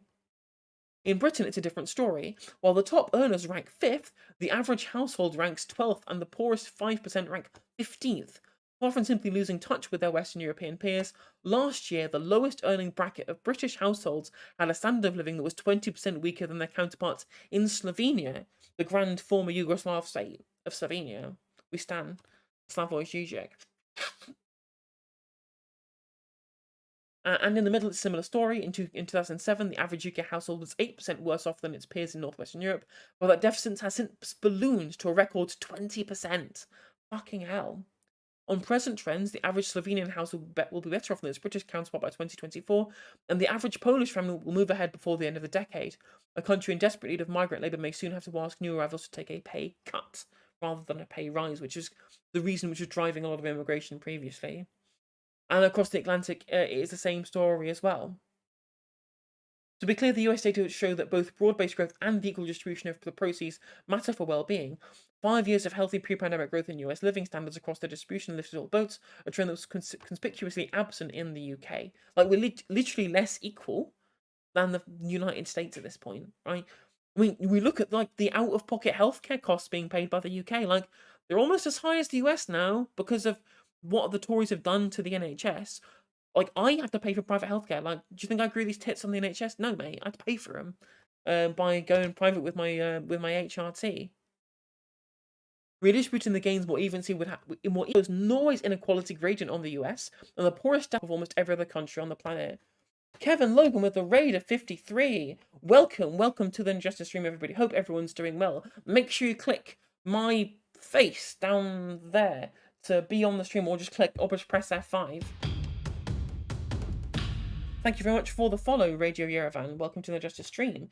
If you're new here, please do follow. I would appreciate it. And we're talking about the fact that the UK and US are absolutely screwed economically wise, or equality wise. Hey, Wayward Historian with a subscription. Welcome to the Justice stream. Likewise, the Story Girl as well. Welcome. Essentially, we're incredibly, and Cornbread as well. Thank you. Welcome to the Justice stream, where the economic equality in the UK is currently worse than it is in Slovenia. So we're going through this article from someone in the Financial Times. Ethics Dave, Belvoir P. Thank you very much for the follows. Welcome to the Injustice stream. Hope you are doing well. I mean, the US, the poorest decile in the US is doing better than it is in the UK, which we found out from this article, right? The UK is uniquely unequal compared to its European and US counterparts. Well, the pork markets emote is really good, and if you're watching this in the future on YouTube, you can get the pork markets emote by becoming a YouTube member. So that's one for the segment later on. Pork markets indeed, main captain. Welcome. Did you have a good stream, Mr. Logan? And Wave of Historians gifted a sub to Mr. Logan as well. So you have access to all of my excellent emotes. Thank you very much for the gifted sub. It is much appreciated. Our leaders are, of course, right to target economic growth, but to wave away concerns about the distribution of a decent standard of living, which is what income inequality essentially measures, is to be uninterested in the lives of millions. And as I said, it is economically toxic to have your consumer class, right? We live in consumer capitalism, and the people at the bottom rung, the working class, are the people who use the most amount of their income to engage in consumption, and they currently cannot consume because A, so much of their income is being taken up by necessities because they're being scalped by private equity firms, and second of all is because by them not having enough slice of the pie because there's no redistributive economics, they can't consume, into elective sectors of the economy, which would lead to further economic activity and further our GDP and make our economy larger. Again, this is why you have to engage in immigration, right? So why this fight against immigration is nonsensical, because in a consumer capitalist economy, population growth is a really easy way to grow your GDP, right? They haven't impacted people's standards of living or people's overall incomes. They don't actually undercut us in the way that people think they do. Excellent Loner Box video on that, well worth watching, about how immigrants don't depress wages of the native population. They also, because the long and short of it is that by moving to the country and getting a job, you are then also both working and getting a job, but you're also a consumer, right? The number of jobs is not based upon, it's not just a fixed number. That's not a closed system. The number of jobs is essentially related to the size of the economy, and by having an extra consumer, that's another person that can be sold stuff to by a future company. So overall, as the population expands, the economy expands, which means that more jobs are available overall, right? So that's the long and short of why immigration is absolutely fine and doesn't actually undercut people. Remember, 10 years ago, the Tories were cutting the public sector to cut the debt. Now, in 2022, they've raised the debt to record levels so they can cut taxes for the rich. Yeah, not engaging into windfall tax to then further increasing public debt. It's a really weird thing where we essentially have kind of klepto neoliberalism, right? Where it's not about using the state to be able to maintain competition. It's about using the state to give people what they expect from the state, right? I'll let everyone in on a secret, right? This country's not full of neoliberals. This country is full of social democrats mostly, right? When you poll them on economic matters, they like public ownership, they like redistributive economic policies, they actually like this kind of stuff, right? And our government has to somehow marry the fact that they want to make sure that they prioritize the needs of the super rich by borrowing huge amounts of money and then using it to be able to siphon into the petrochemical industry, which they're now doing, as I mentioned previously, with fracking, as they're doing with, by subsidising, the North Sea gas extractors through borrowing from the exchequer, right? They also have to balance that with the fact that people in this country expect the state to do more than just to maintain competition, right? We expect money for the NHS, we expect money for schools, we expect public services, right? And that doesn't gel economically with the neoliberal paradigm that they actually want to push in the abstract. So whilst they're actually selling off people, places in the public sector, whilst they are trying to take funds away from these public services and trying to cut taxes on the wealthy, on the middle class, etc., etc., the exchequer gets less and less money from revenue from state-owned enterprises and from taxes, right? So, but then they can't expect to win elections off the back of making everyone's public services suck. So they've been forced to borrow more money, as Kieran has rightly pointed out there.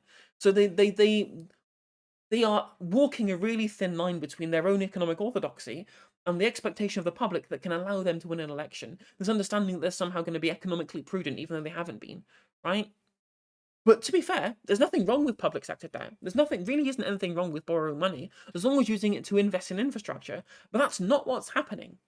What's happening is this money is just being siphoned up into the pockets of the richest people in the country, right? So, for example, there's a really, really good example of this, and that is the ways in which housing benefit works, right? So to go back, 40 years or whatever, we look at the council house sell-off because of right to buy. These were previously council houses that were used to subsidise people who couldn't really afford to be able to, rent from the private sector in the first place. So the council houses would have had subsidised rent for these people, but then obviously when they were sold off, and this essentially this revenue generator for the state, right? The state maintained the asset of the council house, or I guess the local council did, but that essentially is the state as far as I'm concerned.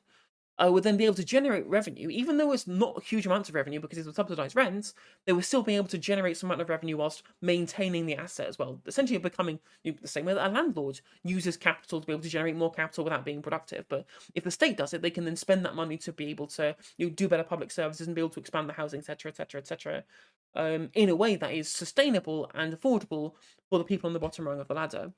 But now that we've massively shrunk the size of the social housing sector in the UK because of right to buy and because of the council housing sell-off, and the fact that we never built any, neither under Major nor Blair, nor Cameron nor May, although we did build a few council houses under Boris Johnson, because this hasn't risen to meet the demand. It's only in 2011, may I remind everybody, that private rents overtook social rents as the majority of rental accommodation in this country.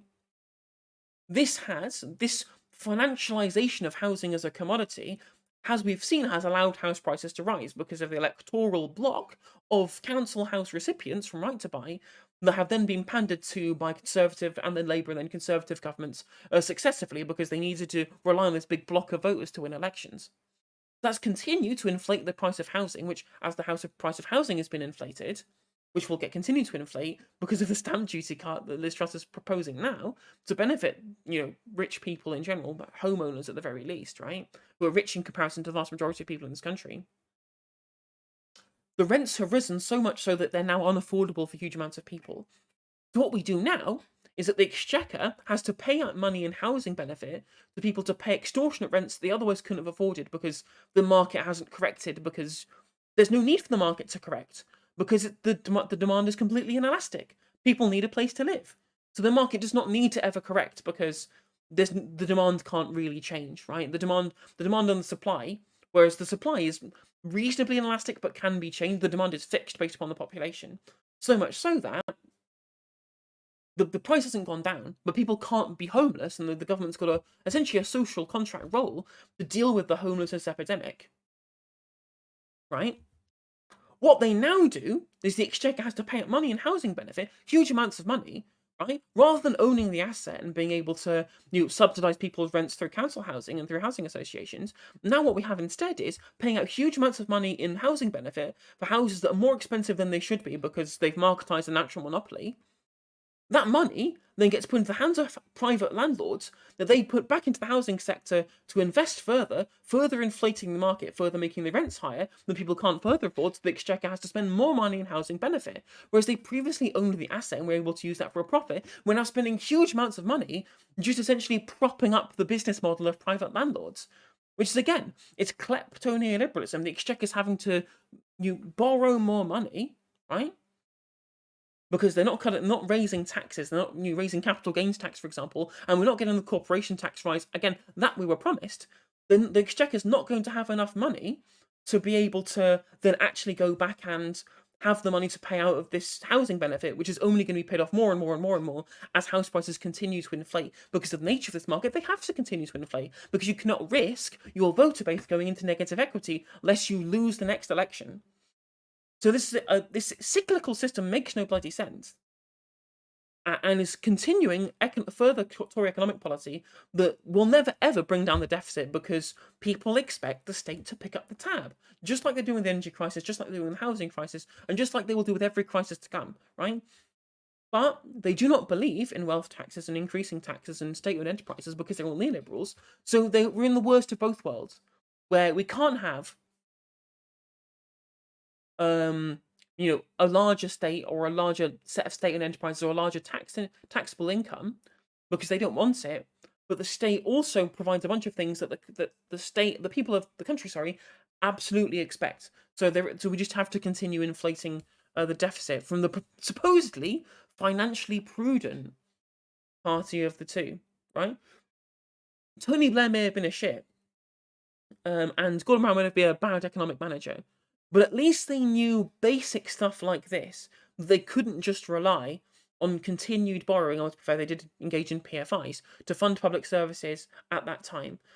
They did at least try and raise taxes, like we had the 50p in the pound at one point during the Labour administration, where they did engage in some level of tax increases outside of PFIs, but I digress. Whereas the Conservatives, they just have a completely unsustainable economic model that will never actually work. Yeah, another stamp duty cut. Like, it's not even like just getting rid of stamp duty. I think it's for anybody with a net worth under £1 million, they no longer have to pay stamp duty. That's Liz Truss's plan. It's absolutely demented. Something better change in a positive way before I die, otherwise I'll be very upset. When Thatcher came in, I said it was a bad idea with a short-term benefit, and I was only young then. And the thing is, right, I've said this previously as well, is that at least Thatcher was trying to fix something, right? She saw a broken economy and said, well, let's do something to fix it. She went too far, what she did was bad, right? She's not a good economic leader, and she didn't do good things, she did loads of bad things, right? But at least she had a point to what she was doing. Whereas Liz Truss and Boris Johnson and David Cameron and Theresa May, they've seen 40 years of neoliberalism, they've seen it fail, but they're so dogmatically tied to it, they're so ideologically committed to this kind of running the country into the ground, they just can't stop. There's no brakes on the neoliberalism train as far as they're concerned. So they're going to continue making the country work based on blind ideology with no pragmatic understanding of how any of this shit works. Because they refuse to turn away from this kind of dogmatic orthodoxy. There's no rhyme or reason to it. There is some rhyme or reason to it, and it is they will continue getting money from their donors if they do what their donors want, which, as I've said from the whole of this segment, is to make sure the rich get as rich as possible, and that's it. That's their only policy, is making rich people rich.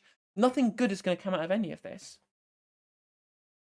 And we're just going to become, with the erosion of workers' rights, the erosion of trade union rights, the erosion of the working time directive, cutting people's benefits even further, despite the fact that the labour market is incredibly tight right now.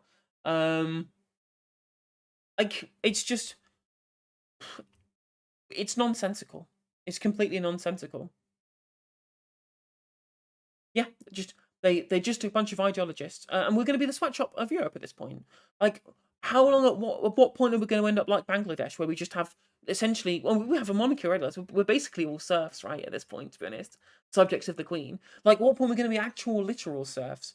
Where at least there's a funny meme that was going around where at least back in feudal times, you had access to the common lands. You only paid 1/10 of your income to the lord. And you owned your own home. Now you have to pay rent to a land. You pay half your rent to the landlord. You don't own your own home, and there's no commons anymore because it's all been bloody privatized, right?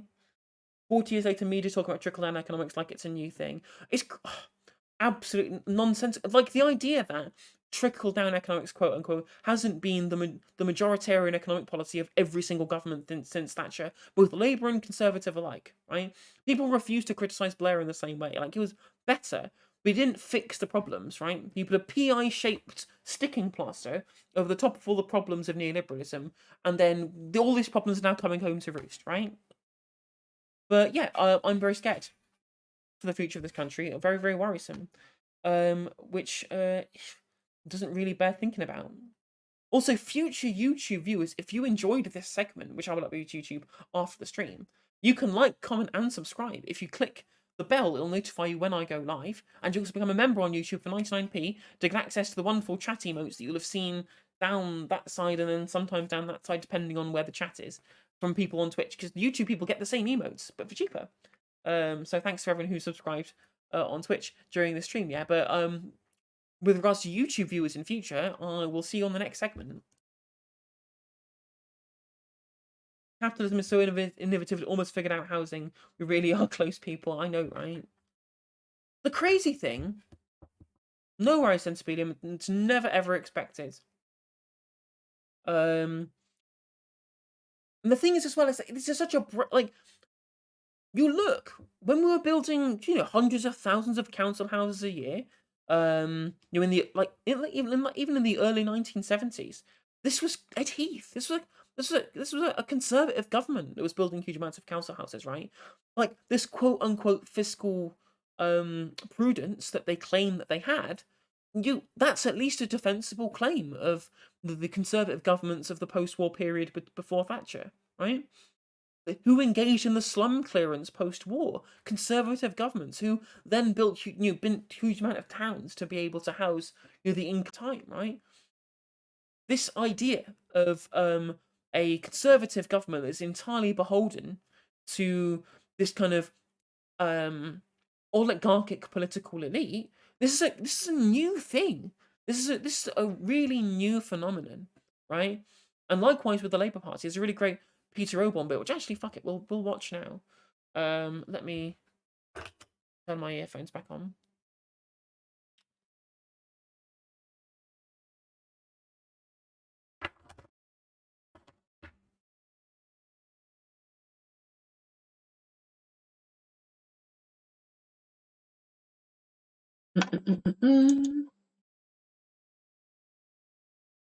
How was the stream? How was Kev's stream? Did everyone have fun? Hope you did.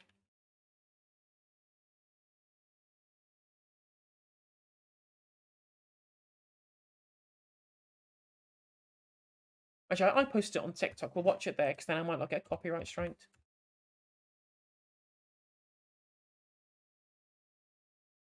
Oh, that's not what I wanted.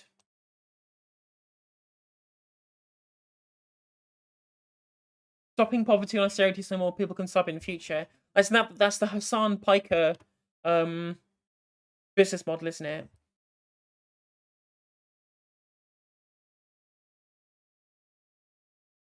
Let me bring up my profile on TikTok.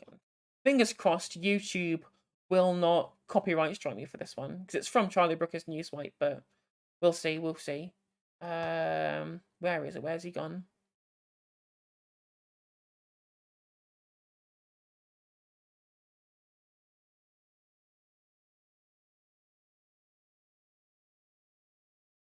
That's the one. First and only time when you voted Labour was when the Corbyn manifesto came out, back to Green after that. Yeah, the first time I voted Labour was in 2019 as well. I voted Lib Dem, Green, Labour. I voted Lib Dem in 2010. Like, for shame I voted Lib Dem in 2010. But we all make mistakes. Oh yeah, the Bush debate was terrible. It's really bad. It's really not worth watching. Yep, same. Wish I'd never voted for them. I absolutely despise the Lib Dems. But anyway, yeah, there's a really good clip from Peter Oborn about the nature of the changing political class. Let's give it a watch. Let me first of all flip this so that again we don't get copyright striked.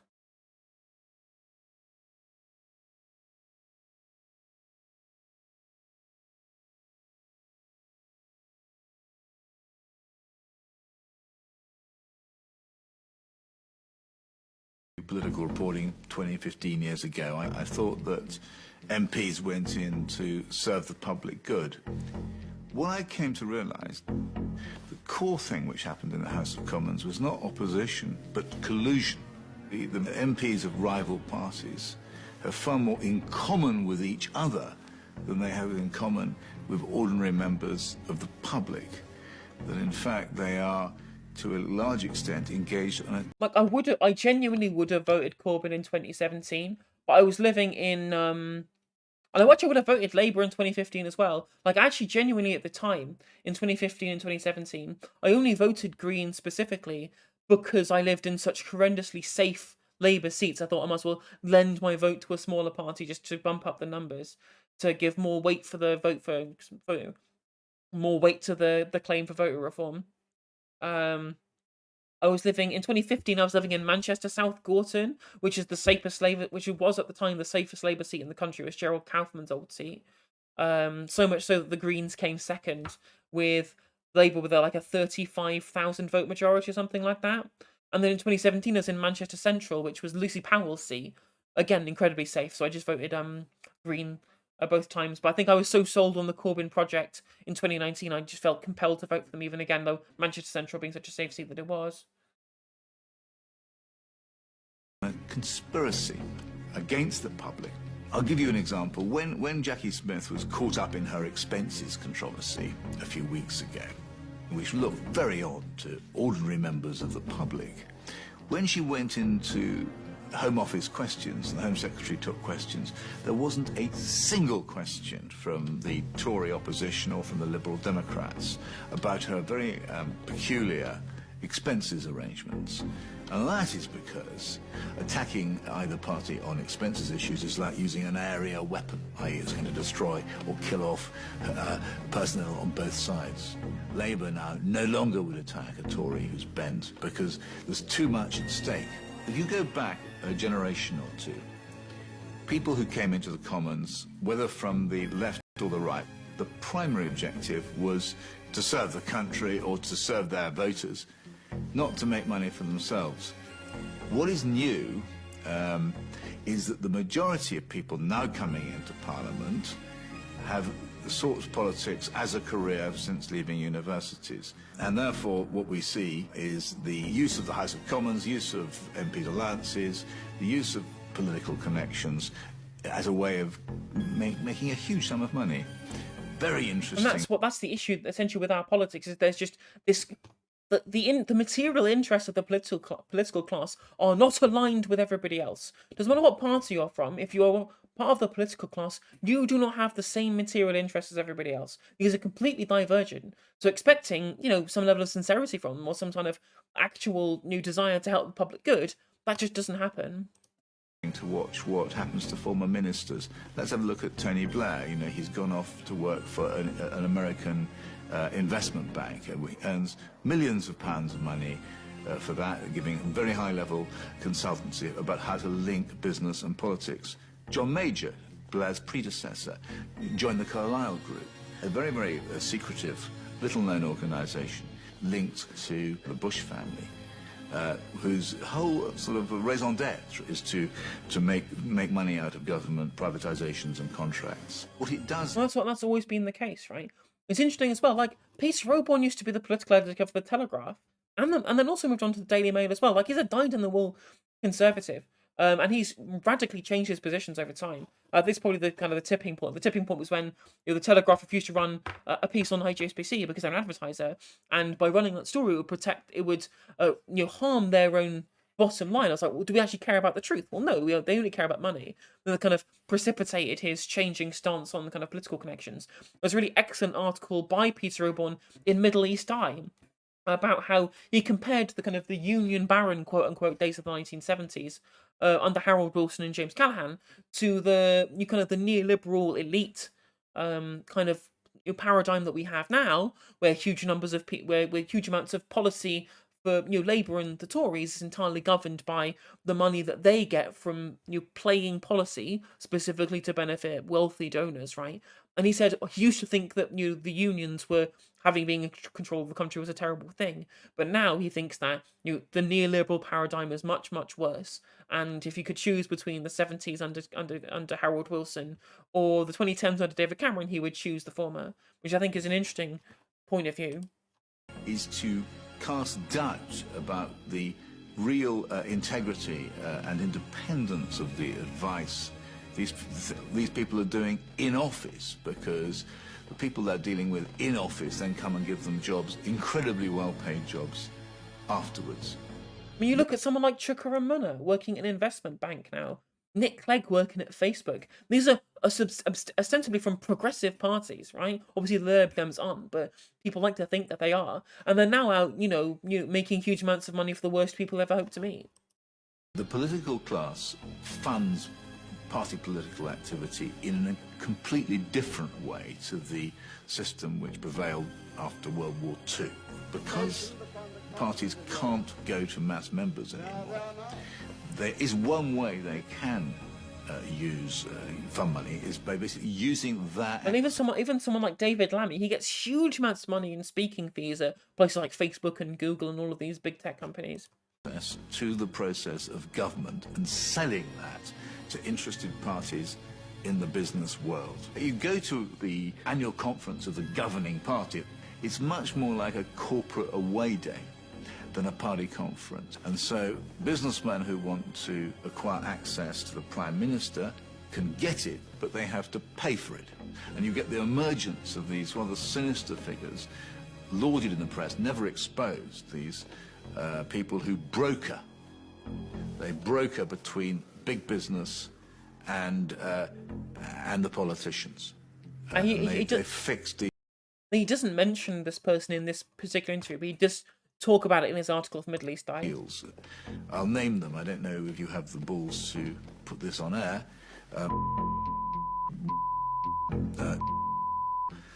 Yeah, it reminds me of the PragerU video, like, money in politics, what's the problem? Well, there you go, there's your answer. Maybe 2 or 3 others in London do handle a lot of this business of brokering, normally or often secret or very private deals between very senior and rich businessmen and their political clans. When I went into... Yeah, really interesting one, that one. Really good clip, that. Speaking of Peter Oborne as well, like, there's another article that I think I have to show everybody. I think a lot of people will have seen footage of this, in which that there's been an issue with religious sectarian violence in Leicester over the last few days. I think let me see if I can find a clip. Now this is between Muslims and Hindus, apparently, where there's been clashes between these different groups, apparently spurred on by the Asia Cup match between India and Pakistan. But I'm not sure of the veracity of that claim. Regardless, there's a Channel 4 news bit. Let me see. Let's have a look at what they're saying. Another missile. This is what the Hindu mobs are doing. Sectarian violence on the streets of Leicester. It was the weekend of the Queen's funeral, and with many officers deployed to London, those left struggled to hold back the aggressors. Look, another missile right now. There you go. Red-handed. It had started on Saturday, when a group of mainly Hindu men marched 2.5 miles to the east of the city, which is predominantly Muslim. It's interesting that they're actually focusing on like implying with this that the provocateurs are members of the Hindu community, right? Like I spoke on stream the other day about issues with regards to how the British media and the British press will frame things specifically to make Muslims look bad, because that's the media narrative that they all spin, right? It's a segment I put up on YouTube called "Never Trust a British Journalist," because you shouldn't journalist, right?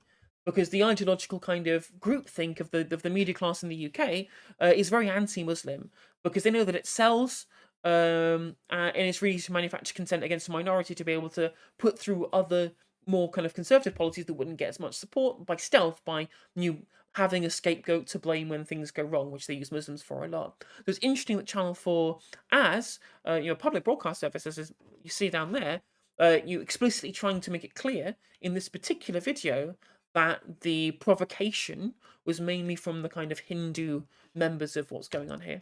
Got a weapon in his hand and you're allowing it. Man's got a weapon and you're allowing it. They've been provoking the Muslims outside the mosques, playing loud music early in the morning till 2, 3 a.m. It's obviously, as you know, it's escalated to a different level now. Ismail Shafi had been trying to calm things down. In this video, he's addressing a group of young men who had wanted to retaliate. We've got no qualms with the Hindus, he tells them. The Muslim youth. Do I think that there are issues with, certain kind of cultural aspects of some smaller subsections of the Muslim community? Yes, and I think that any kind of new Abrahamic religion probably will have some kind of problems with archetypal roles of masculinity and the ways in which that will manifest in some levels of violence, right? But I don't think that that's really is a kind of any basis to what's going on here. Got together and they had enough. They said enough's enough. We are not going to just stand by. Whereas the police, we are disconnected with the police. We're distasteful with the police that they're not doing their job properly. And if anything, like a lot of kind of Islamic faith, right? A lot of the kind of Muslim scripture is all about community. That's why you actually get quite a lot of Muslim youth workers, right? And also in the actual some of the quotes that were being bandied around on Twitter, it was Muslims and Sikhs who were trying to oppose these Hindu encroachers into other communities. It's enough. We need to do something, and they are like going around patrolling the streets, making sure our Muslim brothers and sisters are feeling safe, and they don't feel safe. I've not seen Owen Jones and Novara report on this specifically yet, and they probably will at Tiski's Hour later on. But Novara, Owen Jones, 100% can recommend. I think Novara are better than Owen Jones, but I do like both. I do watch them quite a lot on this channel. Like Rivka Brown, Novara Media, she's excellent. She doesn't get enough plaudits. I don't think her articles are excellent. But even by saying that Muslims are just patrolling, some Hindus take that as a provocation. From our side, it's just a frustration. Yes, they are Muslims. With a knife, bro. With a knife and stuff. That frustration is shared by the Hindu community. This video shows a Hindu flag being pulled down from outside a temple. What it doesn't show is that a Muslim imam was there trying to stop the crowds. Much of the footage has gone viral, used in propaganda videos. It's also been reported across India and Pakistan. It's very, very true that it's been used as propaganda, right? And the media, again, huge amounts of blame for this. Like random nonsense stories, like complete fabrications, like, for example, the Trojan horse scandal, have been used by the press to demonize Muslims. They're an effective scapegoat for all of the problems that we have in society. Why do you think people like Tommy Robinson exist? 15 people have been arrested after a serious disorder broke out in UK's Leicester City over the weekend. So these are the kind of messages you've been getting on your phone? That's right, yeah. Outside the mosque, Mr. Hussain shows me the WhatsApp messages that are going around. Boycott all Muslim shops. If we all together boycott them, only they will know power of Hindu. Oh, come on, did you seriously buy a Samsung Galaxy Fold? I know this is not exactly the most pressing concern here, but come on, mate. It looks so random, it looks so bad. Why does anyone buy that? The violence hasn't come as a surprise to everyone in this city. Leicester is often held up as a... It's interesting that they're mentioning the amount of reporting that's going on about this in Pakistan and India, because there's an interesting tie-in to this, and a Peter Oban article that we're going to read, which I think is really interesting.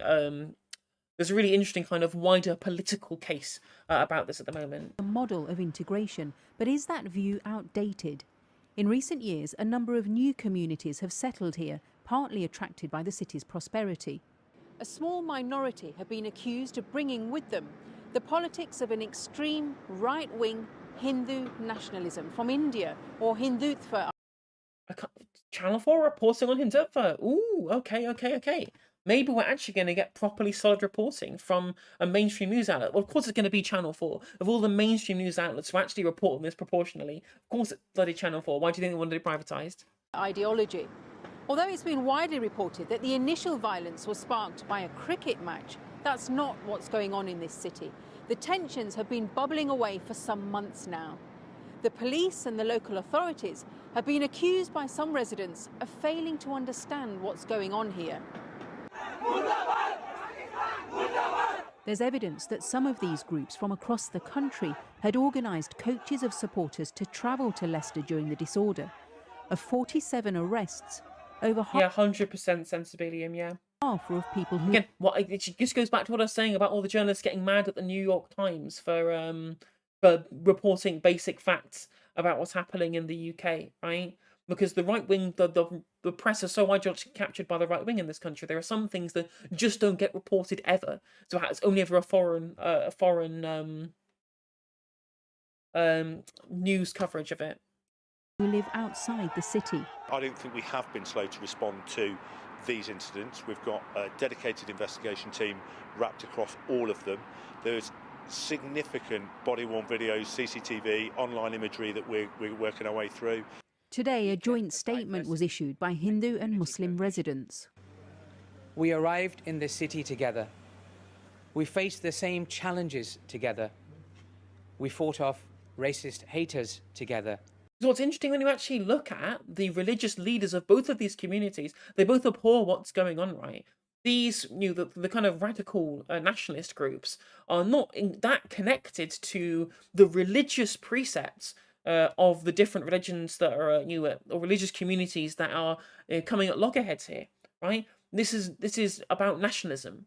This is about it's about in-group, out-group stuff, and I would call Hindutva and things like Salafism, for example, I would call these fascist movements, at least tangentially fascist movements, right? Which is never really about religion, so it's about ethnicity and culture. And collectively made this city a beacon of diversity and community cohesion. But even as they had prepared their statement, there had been disagreement over whether the term Hindutva extremism should be used. They're saying we want peace and the rest of it. That's cool. Okay, that's cool. Everybody wants peace, but you have to have these uncomfortable conversations and you have to address the elephant in the room. I don't think it's about hiding any kind of perspective or truth. I think we have to understand that there is concern on both sides, and both sides are willing to have dialogue, and that dialogue needs to continue and take place before any particular statement around that is made. A small example of just how difficult it may be. Yeah, for fascism doesn't care about religion, but it will use and exploit religious differences to be able to further its own its own ethnic tension. To re-establish the cohesion. That's why you get so many people talk about, well, if how can I be racist? Because Islam isn't a race, right? Well, no, that's the issue, right? Is fascism will try and smuggle ethnic conflict through the lens of religious conflict, right? That this city prides itself on. Thank you so much. Thank you. And we're getting reports this evening, Jackie, of a similar situation going on in Birmingham. We haven't been able to confirm what's happening there, but we've been sent pictures of large groups of men gathering in the Smethwick area. And earlier today on social media, we saw posts from people in that city calling for a demonstration or a march this evening. People in Leicester have been warning for some months now that unless... 100%, yeah. It has ever been that way, right? The way that the powers will divide and conquer. You create the division and then you market yourself as a solution, right? Whether it be that solution to being being both the means and the ends, or whether you use that division as a means to a different end that you then smuggle through ulterior means, right? And that's why capitalism and fascism, they're so interlinked in the way that fascism does become capitalism in decay eventually. The violence here and the situation here is dealt with, it may soon spread to other cities, and there's a concern this evening that that may already be beginning to happen. Darshna, thanks very much.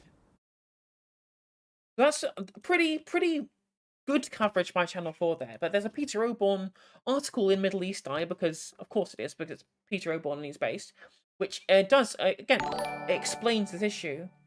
Parky 18 with the Prime subscription. Welcome to the Justice stream. Hope you're doing well. Hope you're taking care of yourself. Appreciate the support today. Leicester riots when Hindu nationalism came to Britain. I mean, to be fair, been here for a while, but this is where the first time we've ever seen a real kind of a large presence of it, right? Well, the general Leicestershire police, I guess, unless they were busting them in from Nottingham, Derby, places like that. The ugly events in Leicester cannot be explained without taking into account the rise of the Hindutva movement in Britain.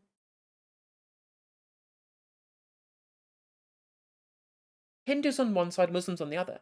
Police officers wielding batons to keep two sides apart. Close by, cars are being smashed. One is overturned and its driver beaten up. Local residents trapped in their houses afraid to go out. Masked and hooded men march in the streets. This was not a scene in India, a country notoriously prone to outbursts of brutal communal violence. It happened last Saturday night in the British city of Leicester. For locals, it felt close to civil war. Nothing like this has ever happened before in Britain's most multicultural city. In recent months, though, something has changed. Hindu nationalism has come to Britain. In India, hatred against religious minorities, especially in the country's 200 million Muslims, is growing. It is fueled by Hindutva, a common term for the Hindu nationalism propagated by the RSS, a paramilitary organisation, and their representation as a political class, the ruling party in India, the Bharatiya Janata Party. Again, political wing of the RSS. Whereas Hinduism is a great and ancient religious tradition, the RSS is modern to its core, modelled on 20th century European fascism. As I was saying previously, right? It's never really actually, properly linked to the actual religion itself, because the religious leaders all abhor what is going on. It is incredibly, as Peter says it is a modern form of fascism that uses religion essentially as a way of smuggling in, as the pretext for the sectarian violence that comes with fascism.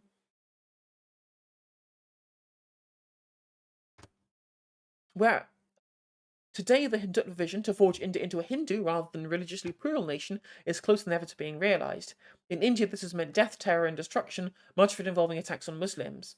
But the influence is no longer confined to India, and that's why you're seeing so much coverage in India and Pakistan, because the same thing that we're seeing overseas in these countries is being imported essentially into the UK via political channels. Now, it's really important to note, right, that the leader of the BJP, the ruling party, and they have I think close to an overall majority in the Lok Sabha in India.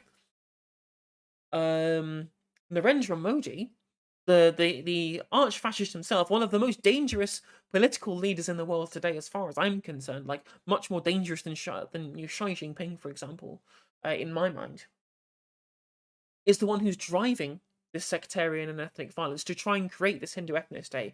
The same way in which that whenever you try and stop, remember when your edgy atheist days and you were trying to stop Christians from trying to enact their religious morality as kind of as a scripture or whatever, and by responding to them, Christians would tell you were being a Christophobe by telling them they couldn't just impose their religion on other people.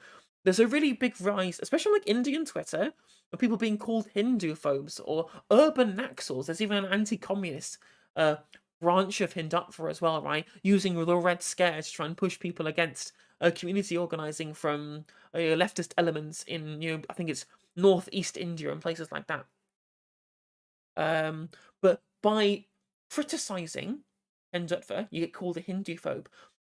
And there was even a case of which they tried to force a woman to remove her veil, and support for that woman for trying to keep her veil on to try and practice her faith was being seen as and framed as Hindu-phobia. And this criticism of Hindu-phobia, of Hindutva, being marketed as somehow Hindu-phobic is very similar to the way in which, by trying to fight for the rights of minority communities of people of colour in the UK, you get such phrases like, and this is similar in the US as well, anti-racist is code for anti-white. It's exactly the same fascist rhetoric that is behind that phrase as in behind the, by not kowtowing to Hindu nationalism, you are being a Hindu-phobe. This ways in which they don't understand proper material power dynamics. It's really interesting the ways in which these kind of things coalesce, and they're from very similar movements, hyper-capitalist movements, because that's what Modi is. Sitaram Yechuri of the CPIM has really good biting criticisms of the BJP's economic capitalist policy, because it's pretty neoliberal in respect, and incredibly corrupt too. Like, I'm not a massive fan of the CPIM in general, but Yechuri is very good at critiquing the government of Narendra Modi and the way in which he will crush things like the farmers' protests as well. And the reason why the farmers' protests even happened in the first place is because he's so in bed with capital in general, as most fascists tend to be. And this can get pushed through because he has this kind of fascist social agenda as well. And the reason why it's so easy to import this viewpoint from India and Pakistan into the UK, no, it's not because of mass migration. It's because people like Priti Patel, people like Boris Johnson, people like Rishi Sunak, people like Liz Truss, they're in bed with Narendra Modi. They see him as a key ally, political ally at home and abroad. And they're very happy to kowtow to his overall vision, Hindutva vision, and allow it to grow seeds in the UK because they know that they have an idea, they know they are ideologically entwined within each other. So the reason why we're seeing so much of it is because it's allowed to fester, because again, it helps promote the anti-Muslim message that these people want to be able to use as a scapegoat to be able to push for even more economic reforms that we're seeing at the moment. Which is scary. Again, fascism, capitalism in decay. There you go. What do you think is happening? Again, anyway, back to the article. 30 men attacked a Muslim teenager with bats and poles in the street after asking whether he's Muslim. One of his arms was broken when he was hospitalised. An unprovoked religious attack routine in Modi's India, but until now unusual in Britain. On 28th of August, the violence escalated after India defeated Pakistan in cricket. A mob chanting death to Pakistan took to the streets of Leicester. The mob attacked a Sikh bystander and a police officer. So the Muslims are trying to bring Sikhs on side to try and have a united front against the Hindu nationalist movement, both in India and in the UK as well. Several men stormed a Hindu majority area a few nights later, attacking people and property because, you know, what do you think? You prodded the tiger, right? Prodded the lion.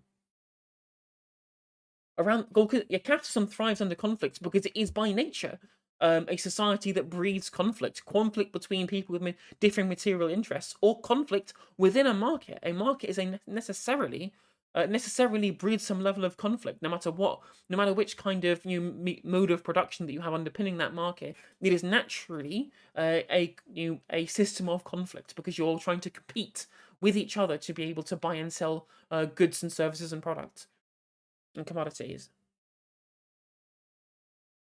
The threat escalated once more last Saturday. 200 Hindu men, most of them masked and hooded, marched through a Muslim-majority area in East Leicester. As they marched, they shouted Jai Shri Ram. This innocuous-sounding Hindu religious statement, meaning Hail Lord Ram, has become synonymous with Hindutva violence in India, and Modi himself uses it specifically as a uniting phrase to be able to try and stoke further violence as well. Across the subcontinent, lynch mobs have forced Muslims to repeat the phrase. The crowds that tore down the 16th century mosque brick by brick in Ayodhya chanted the slogan. Some Hindutva protests in Leicester, chanting that same phrase, assaulted Muslim bystanders. Local Muslim men confronted by the Hindutva protesters, police keeping the groups apart. More Muslims gradually arrived, and at sunset, dozens prostrated themselves in prayer in congregation in the middle of Uppingham Road. As you see, that's just the material reality of conflict, is that one side provokes the other and suddenly everyone gets embroiled in the conflict and these ethnic tensions spiral out of control even further. It's really dangerous and being done, pretty incredibly cynically for political gain by people who should know better, unfortunately. But they don't know better because they're evil. A lot of the people who try and stoke this violence, people like Modi and people like Patel, people like Johnson and Truss, etc. And when you think of the multicultural nation that was born out of World War II and born out of independence under Jawaharlal Nehru in the post-war period, right? To see what it's become under Modi and the BJP is incredibly, incredibly sad, right? Like, Nehru was a huge political figure across the world and places like the non-aligned movement as well. And he's a big hero of mine. And the fact that the country that he built is being destroyed part by part, cynically for profit by the BJP and Narendra Modi is incredibly fucking sad. No since been. I'll catch you on the next one. Violence continued breaking out. Muslims attacked one Hindutva march from this car.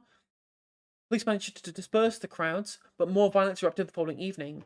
Spray painting the outer wall of a mosque, Muslim reviewed a temple flag set on fire, everyone coming into contact with each other. Most press reporting so far suggests that both sides of the conflict are equally to blame, as Faisal Hanif has noted for Middle East Eye.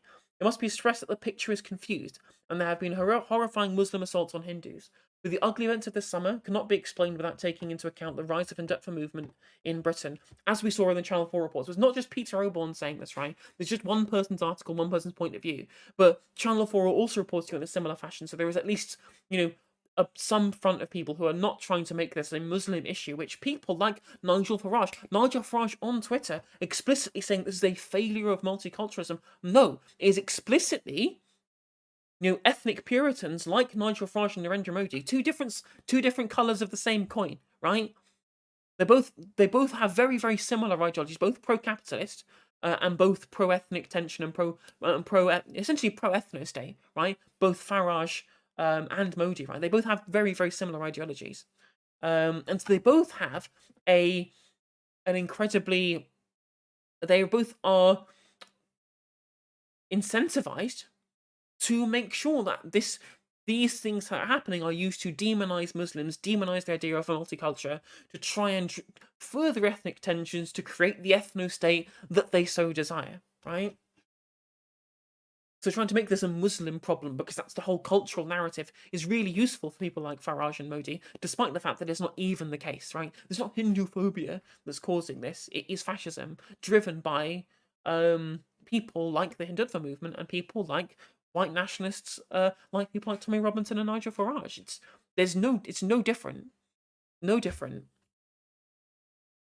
By only condemning attacks on Hindus, it turns a blind eye to violence against Muslims. The Indian High Commission is unforgivingly taking sides in a religious conflict in a foreign country. It's standard practice for Modi's government to favour Hindus and ignore anti-Muslim violence back home in India. Again, so much so that you actually call it Hindu-phobic to point it out, thus allowing fanatical militants to terrorise minorities with impunity. Yet there's even more disturbing element to the High Commission of India's press release. It refers to violence perpetrated against the Indian community. So trying to frame it as a Hindu phobia issue, right? In the same way it's anti-racism code for anti-white. Same shit. The majority of Leicester's Muslims are Indian, with many tracing their origins to Gujarat, the site of the 2002 massacre in which Modi, the then Chief Minister of Gujarat, was implicated. The statement therefore suggests that the High Commission recognises Indian Hindus, but not Indian Muslims as part of the Indian community, again trying to further this ethno-state agenda that they do have. Middle East Eye approached the Indian High Commission for comment, but there was no response until this column went to print. It's deeply worrying that the Indian High Commission should breach all diplomatic protocol by echoing the ugly language of religious militants and extremists back in India. Many Hindus in Leicester reject the Indian High Commission analysis, as we've seen in the clip from Channel 4, right? Listen, neither of these conflicting groups are the majority of the people, right? Let's make it incredibly clear, because it might not have been clear previously. The Hindutva fascists and the Islamic extremists, whatever minority that they are, these are not the majority of these communities, right? They're a very small but very vocal minority, in the same way that Tommy Robinson and Nigel Farage and all that ilk are not representative of the white community whatsoever either, right? We have to recognise that these are incredibly loud, incredibly vocal minorities of fascists and do not represent the movements as a whole. We spoke to a young Hindu woman who fears for the safety of her local area. Speaking on conditions of anonymity, this is what she told us. My grandma goes to temple daily, so I don't feel good about that. Mob mentality is terrifying. This was something that always scared me about the rise of the BJP in India. That's how that's going to impact the diaspora. It's so sad to see. Growing up here, it's always been a largely peaceful between all communities. This is horrific. Again, there is not a popular mandate for this. It's a small groups. Shamingly, it has suited British politicians to turn a blind eye to the rise of Hindutva movement in the UK. Cynical electoral politics may be the reason, and also the desire to be able to cozy up with Modi in general, as well as on a geopolitical stage. In recent years, the Conservative Party has entered into an unspoken electoral alliance with India's ruling BJP. Well, there you go. It is often forgotten that Modi was banned from entering Britain after the 2002 massacre of Muslims in Gujarat, but in 2014 Modi was elected as Prime Minister, and since then the British government has embraced him wholeheartedly, because then he shares their desire to scapegoat Muslims, but things like the Trojan horse scandal that they accepted wholesale, and also what they did with Prevent and how that was used specifically to try and target Muslims in general. In April, Boris Johnson visited India, in which he announced new investment deals in technology and posed in photos with Modi. No mention of the murderous attacks on Muslims on the rise throughout the country. The Holocaust Memorial Museum in the United States considers India the second most likely country to experience mass killings in 2022, yet the British government maintains a strategic silence on the matter. In fact, the Conservatives seem determined to suck up to Modi's BJP.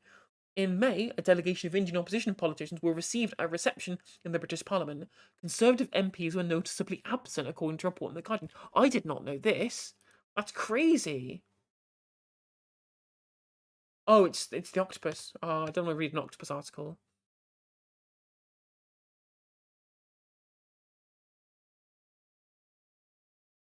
I mean, it's interesting he says that the abhorrent policies are of no interest to this desperate government. They're incredibly of interest. They agree with all of the awful policies that they're pushing and the sectarian violence. They're happy to see it because it furthers their narrative. Pretty solid open Amarav Modi, praising his dynamic leadership, etc., etc. The Conservative Party has seen potential for electoral gain in collaborating with the ruling BJP, which responds in kind. In 2019, the Gensec of the National Council of Hindu Temples, which has links with the BJP, was suspended after revelations that it had been personally urging people to vote Conservative on social media. In the same year, the president of the Hindu Forum of Britain was videoed telling an audience that we should ban Labour politicians from Hindu functions. Jesus! A group called Overseas Friends of BJP UK, meanwhile, invited 300 Indians to a meeting with Conservative candidate Dr. Anwar Ali and Conservative MP Bob Blackman. Blackman has a record of Islamophobic views, is well known for retweeting anti-Muslim social media posts by the former leader of the English Defence League, Tommy Robinson. He later apologised, citing an error over the tweets, and sharing a platform with the far-right commentator Casey Hopkins. Again, it's all this big manufacturing consent machine. It goes of all these different interlocking pieces that all come together to use the scapegoating of Muslims as a way to push a reactionary political agenda and a neoliberal political agenda, to try and scare people into voting against their material interests, divide and conquer right-wing politics in a bloody nutshell.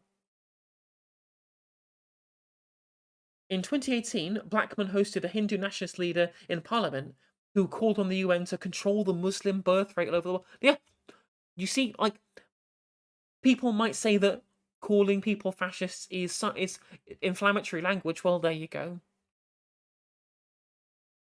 You love that this clear collusion is ignored in favour of the Russia scapegoat. I mean, like, true.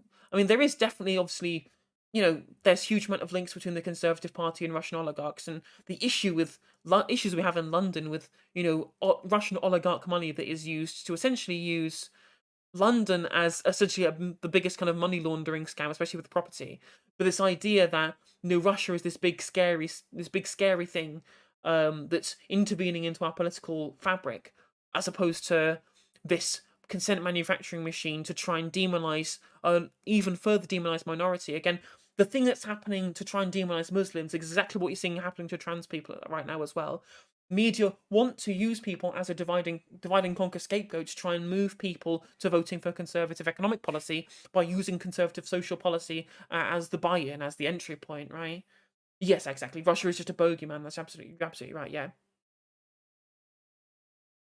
This may help explain why, at the time of writing, there has been no statement on the violence from the British Home Secretary Suella Braverman, and little substantial coverage of the story in Britain's notoriously Islamophobic mainstream press. It's time for Britain's ruling Conservatives to stop ingratiating themselves with Modi and wake up to his link to far-right communal politics, not just in India but in Britain too. I mean, just absolutely 100% correct here. Like, the right wing. The right-wing economics will happily embrace fascism to maintain itself, as we are seeing right now, as we're seeing the country together, as we're seeing the same kind of going on where there's huge issue about migrants coming across the channel, not exactly huge numbers of them, but because they're scary foreigners, they're an easy scapegoat to be able to scare people into voting for right-wing policies, exactly the same way in which they use trans people as the same kind of scapegoat, because they're successfully moving people across in that manner as well. And these scary links, these kind of global links to try and demonize Muslims, especially the same way in which, there was news today that Liz Truss is going to move the embassy in Israel from Tel Aviv to West Jerusalem, sorry. Because again, they're happy to ally themselves with Israel because they see them as a front for by being anti-Islamic, with the way in which they're engaging in the occupation of Palestine. Obviously, they support, in general, the history of British colonialism within Palestine, right? Obviously, they're well within that ideological sphere already, but they're happy to also ally with the Israel as a state where it is in the world as a kind of a bulwark against Islam because of the kind of apartheid that that the ethno-state of Israel does engage in at that time, right? Because they're a really convenient ally to have, as is Modi, as someone, again, a country that is very Hindu, surrounded by other Islamic countries, is again seen as the bulwark against the menace of Islam, etc., etc. And why they're so happy to collaborate with the anti-Islamic right-wing press to be able to continue to manufacture that consent. Convenient to ignore the impetus put on us by India to create circumstances where Muslims don't feel safe to thrive here. 100%, Nigel. People will ignore the material desire to ally with these cunts and focus on the idea that good and bad is all real. We are 100% right, 100% right. Again, divide and conquer politics. Like people have much more in common with the migrants coming across the channel than they do with their boss, than they do with their landlord, than they do with Rishi Sunak and Ekshata Murthy and all the members of the Conservative Party and their paymasters in the billionaire elite donor class, right? But if you scare people enough about what will happen with the scary Muslims come across the channel, well, then suddenly you can manufacture people consent away from it, and it's incredibly scary what's going on.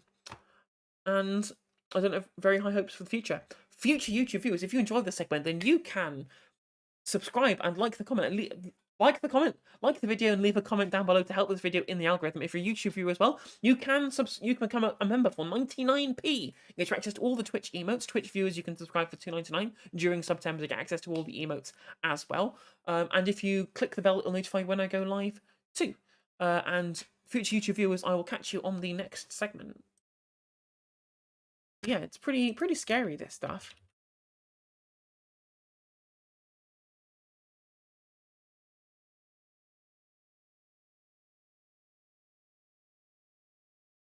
Very true, Pickle Bolus. What else do I have on my watch list? How long have we been going for? 2.5 hours. I'll probably squeeze out some more content. Let's watch this TLDR video about these crises for Liz Truss. I'm gonna sort out my earphones. My earphones have this tendency to turn themselves off because if there's no sound coming through them, and then when I turn them back on again, it screws up my audio.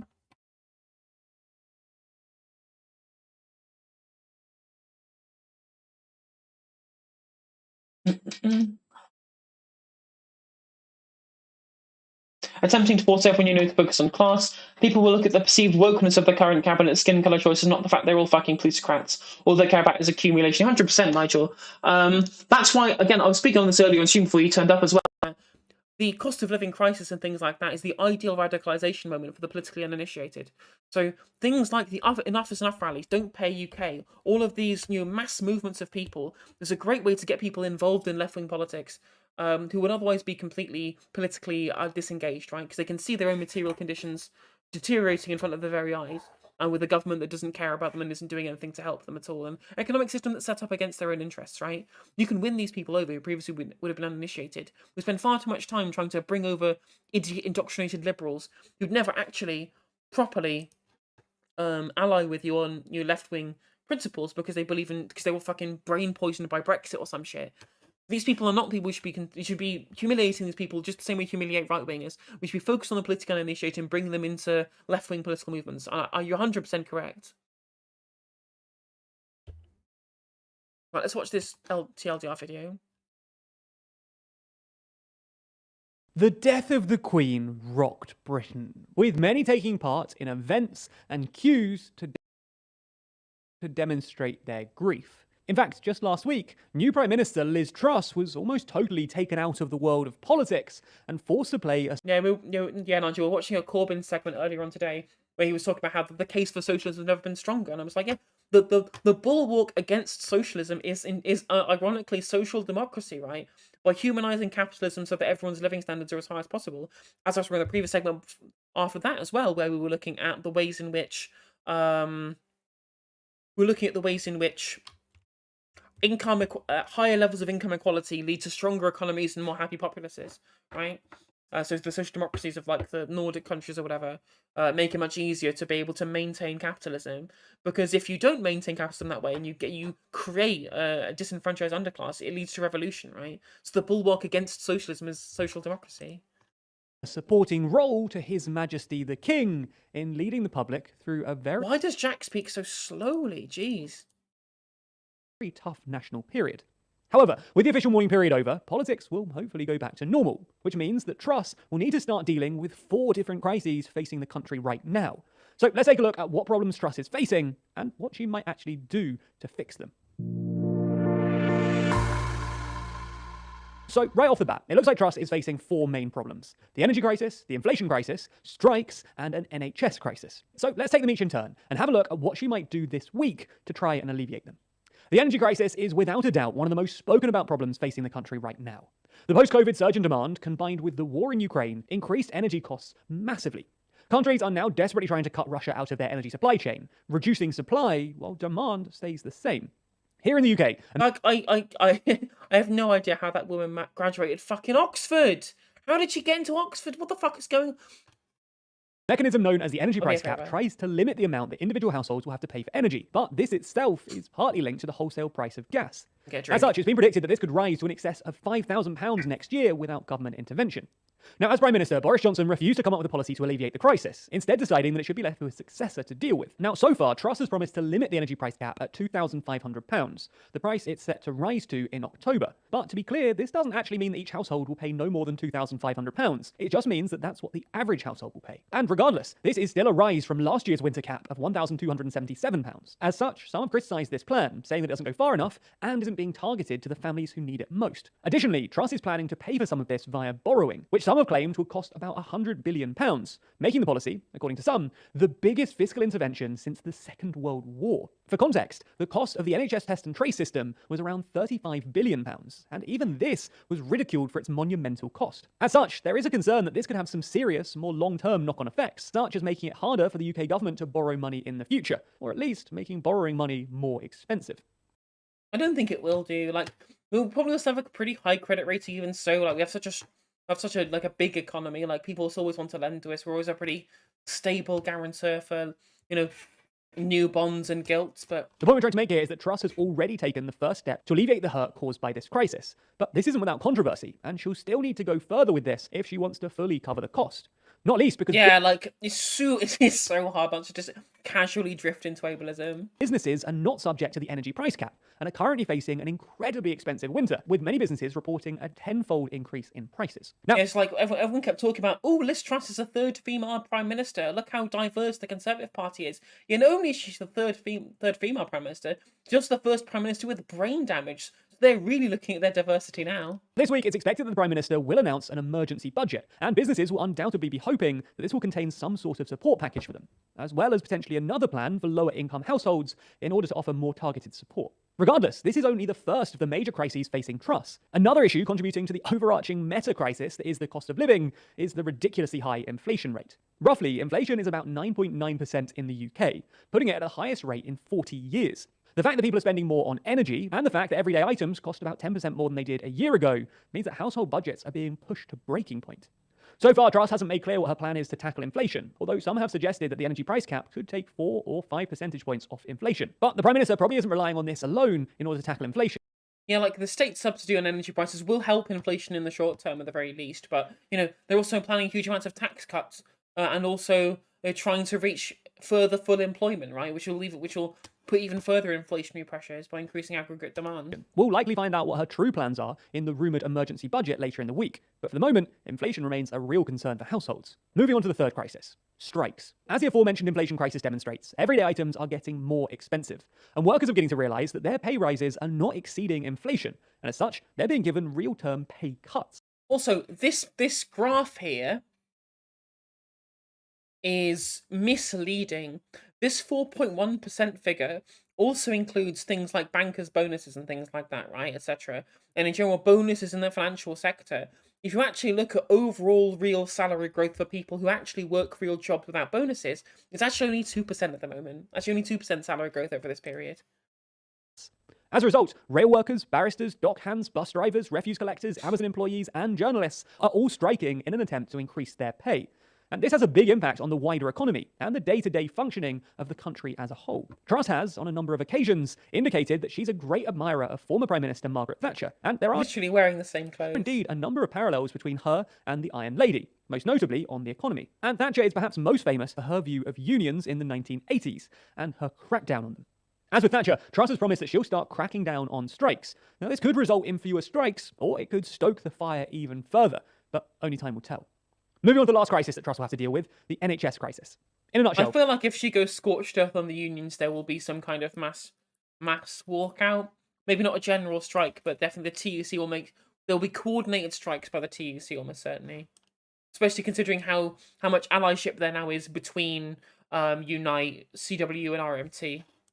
the NHS is struggling due to the huge backlog created by the coronavirus pandemic, with the backlog now roughly 7 million people long, and the current median waiting time for treatment sitting at about 13.3 weeks. Additionally, NHS data is currently showing that around 700,000 people have had to wait for more than 12 hours in A&E, which is a 144% increase from 2019. And this is a Remember when the target for speaking to your GP under the Labour government of Blair, for all of his faults, right? All that PR5 money that went into the NHS, the target was 48 hours for a GP appointment. Now the target is 2 weeks. Real problem, because the British Medical Journal has found that waiting... And there's one thing that the Blair government can always get plaudits for, it's funding of the NHS. There's very precious few other things people are arguing my fucking TikTok comments about that we can give him plaudits for, but funding the NHS is definitely one of them. More than 5 hours in emergency care before admission into hospital increases the chance of dying from any cause in the next 30 days after visiting A&E. The point of all of this is to show that the NHS isn't in a good place right now and is really struggling to clear the backlog.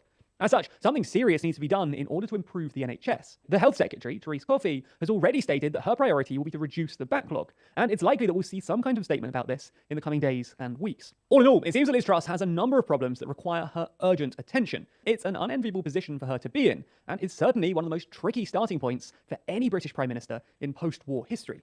And you can follow along with how she does by subscribing to the Daily Briefing, our show where we break down the... I recommend subscribing to this channel for pretty uncontroversial, fact-based reporting. I think they're pretty good. Definitely recommend giving these guys a follow. But yeah, it'll be interesting to see what happens with the NHS. Like, I just think they're trying to manufacture the consent around NHS, a marketisation and becoming a insurance based kind of country. Like, you've seen so many bits and pieces of people trying to talk about how the NHS is collapsing. Oh, it's just a funding black hole. Blah, blah, blah, blah, blah. Despite the fact that since the Cameron administration, we've had this longest sustained decrease in spending in as a percentage of GDP on the NHS since records began. So, like, it's clear, it's very obvious it is a managed decline of the NHS from the inside out by the Conservatives to justify the privatisation, whether it be ideological or just because they want to be able to get the lobbying money. I don't even know, but probably a bit of both.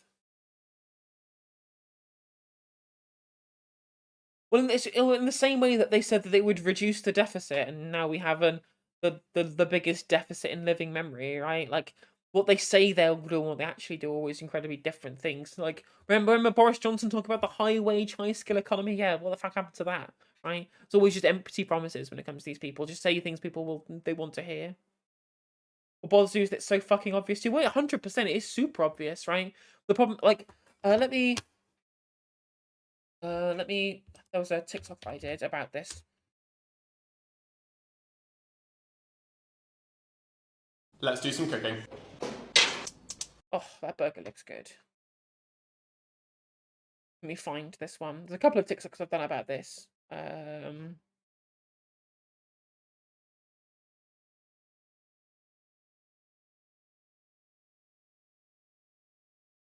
Is this the one? Oh, this is the one. Throwing money into a black hole, and it's just not feasible anymore. And just as I do a video about manufactured consent, along comes this person repeating verbatim, word for word, what I said in my previous video people were saying about the NHS. And as I've shown before, she is lying. The last decade has seen the longest sustained decrease in NHS funding as a percentage of GDP. All this is ideological libertarian guff used to lie to people to try and get them to accept as fact that we should have more privatisation in the NHS. It's being deliberately underfunded, specifically so that ideological people like this can push propaganda at you to be able to further their own ideological goals against the wishes of the population. And she's speaking there on Talk TV, owned by Rupert Murdoch, a multi-billionaire who uses his huge platforms to push this nonsense. She's a willing lapdog for multi-million-pound private healthcare interests. And if you think you're not Reem, then how about you come on my stream and debate me? Throwing money. Yeah, I never got that debate. There's another video. This is the one. Have you fallen out of love with our NHS? For decades, we've been told our health Like service... GB News did, I think it was something like 5 or 6 segments in a 2-week period about why the NHS might be failing. Is the envy of the world. That whenever we can't get an appointment or are left on a waiting list for days, weeks, months, years even, that it's only because we're not putting enough money into it. If only the government weren't so tight-fisted and penny-pinching, all its problems would be solved. Then... Yeah. Well, it's not, the thing is, it's not public, it's not penny pinching, right? It's not tight business, it's deliberate underfunding to further an ideological goal. That is the correct case. That is what is true. The Tories have explicitly underfunded the NHS, but you look at the difference between the funding for the NHS under Labour and the difference in funding for the NHS under the Tories based upon the growth of the population, you will see that the Tories have underfunded the NHS. That's literally just the fact of the matter. That is literally the case of what's happened under the NHS between these two governments. It's the immigrants. It's the immigrants. Even if it was the funding, I knew it was them. Parties, right? I am no Blairite. I'm no New Labour fan. But if there's one thing that did happen under the Blair government is they put money into the NHS and we got better health outcomes because of it. That's literally just explicitly the case. Anybody who tells you anything else is lying to your face for pernicious reasons. And I wonder why someone from GB News and the IEA, right? I wonder why someone who believes in neoliberal free market reforms, right, might want to construct the narrative that the public nature of the NHS might be bad. I wonder why they might want to put forward that information to people. I wonder why that might be the case. Well, it unfortunately turns out that the hedge fund that helps fund the activities of GB News, who pays her fucking bills, literally in February last year, dropped £400 million on investments in private healthcare providers. That's a little bit odd, isn't it? I wonder why you're trying to undermine the existence of a public NHS whilst working for a company who has any financial incentivization to want to make people undermine the existence of a public NHS. The people who would stands to profit from the NHS moving more of its functionality towards the private sector. Why on earth would you be trying to spin that narrative? It also doesn't help that huge amounts of the medical community left the country because of Brexit as well. Like, again, I have mixed opinions on Brexit, but one thing that it definitely did do was make a load of foreign doctors leave the bloody country. Let me go into my TikTok comments. What are the Blair defenders in my comments saying? Why we left the game before one point in leaving? Well, that is true. That is true. And we definitely and if we were going to leave, we definitely left at the wrong time, right? Like we definitely shouldn't have left with the most right-leaning government we've ever had in power, deliberately using it as a goal to be able, as a vector to be able to further the worst of all of their ideological goals, right? Like, it now being used as a way to scrap the working time directive, to be able to scrap workers' rights, to be able to attack the unions, to be able to implement heinous racist policies like the Rwanda plan and stuff like that, right? Trying to leave the ECHR, leave the ECJ and things like that, whilst also trying to fuel sectarian violence in the 6 counties, right? The worst possible confluence of things is happening because of Brexit.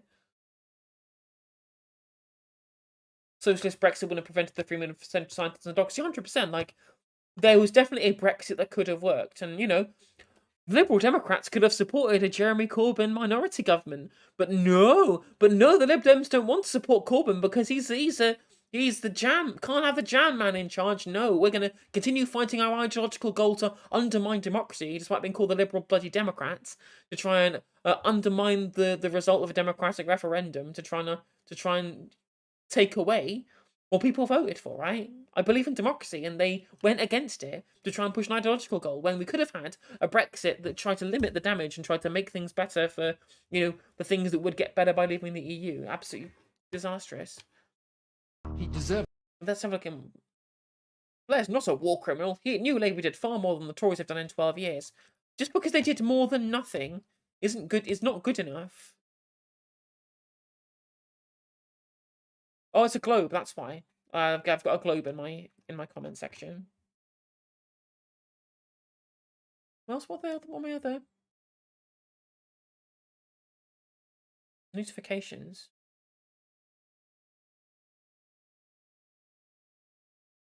Oh well. Anyway, it's now coming up to almost midnight. I am very tired. So I'm gonna have to raid out. No one's got me set to live redirect on bloody YouTube, so I can't raid out on YouTube. I'm gonna raid out on Twitch, which is a shame. But I can still raid out. The question is, who am I raiding out to? Let us raid into Riverboat Jack. Don't know why I did that in a West Country accent, but we'll raid out to Riverboat Jack. We will. I do appreciate everyone for joining in, or everyone who subscribed and chatted. And if you do want to drop any bits or drop me a sub before you go, I would very much appreciate it. It's never a requirement, but if you could, it would always be appreciated. If you if you subscribe to my YouTube channel, uploading previous segments you might have missed earlier in the stream. I'll be trying to go live, maybe not tomorrow, probably. I'll definitely go live Saturday, chatting with Kevin Logan. Then about kind of a monarchy wrap up video, all of the monarch shit that's been going on. So yeah, I'll catch you then. Thank you very much, and I'll catch you on the next one. Let's get this raid started.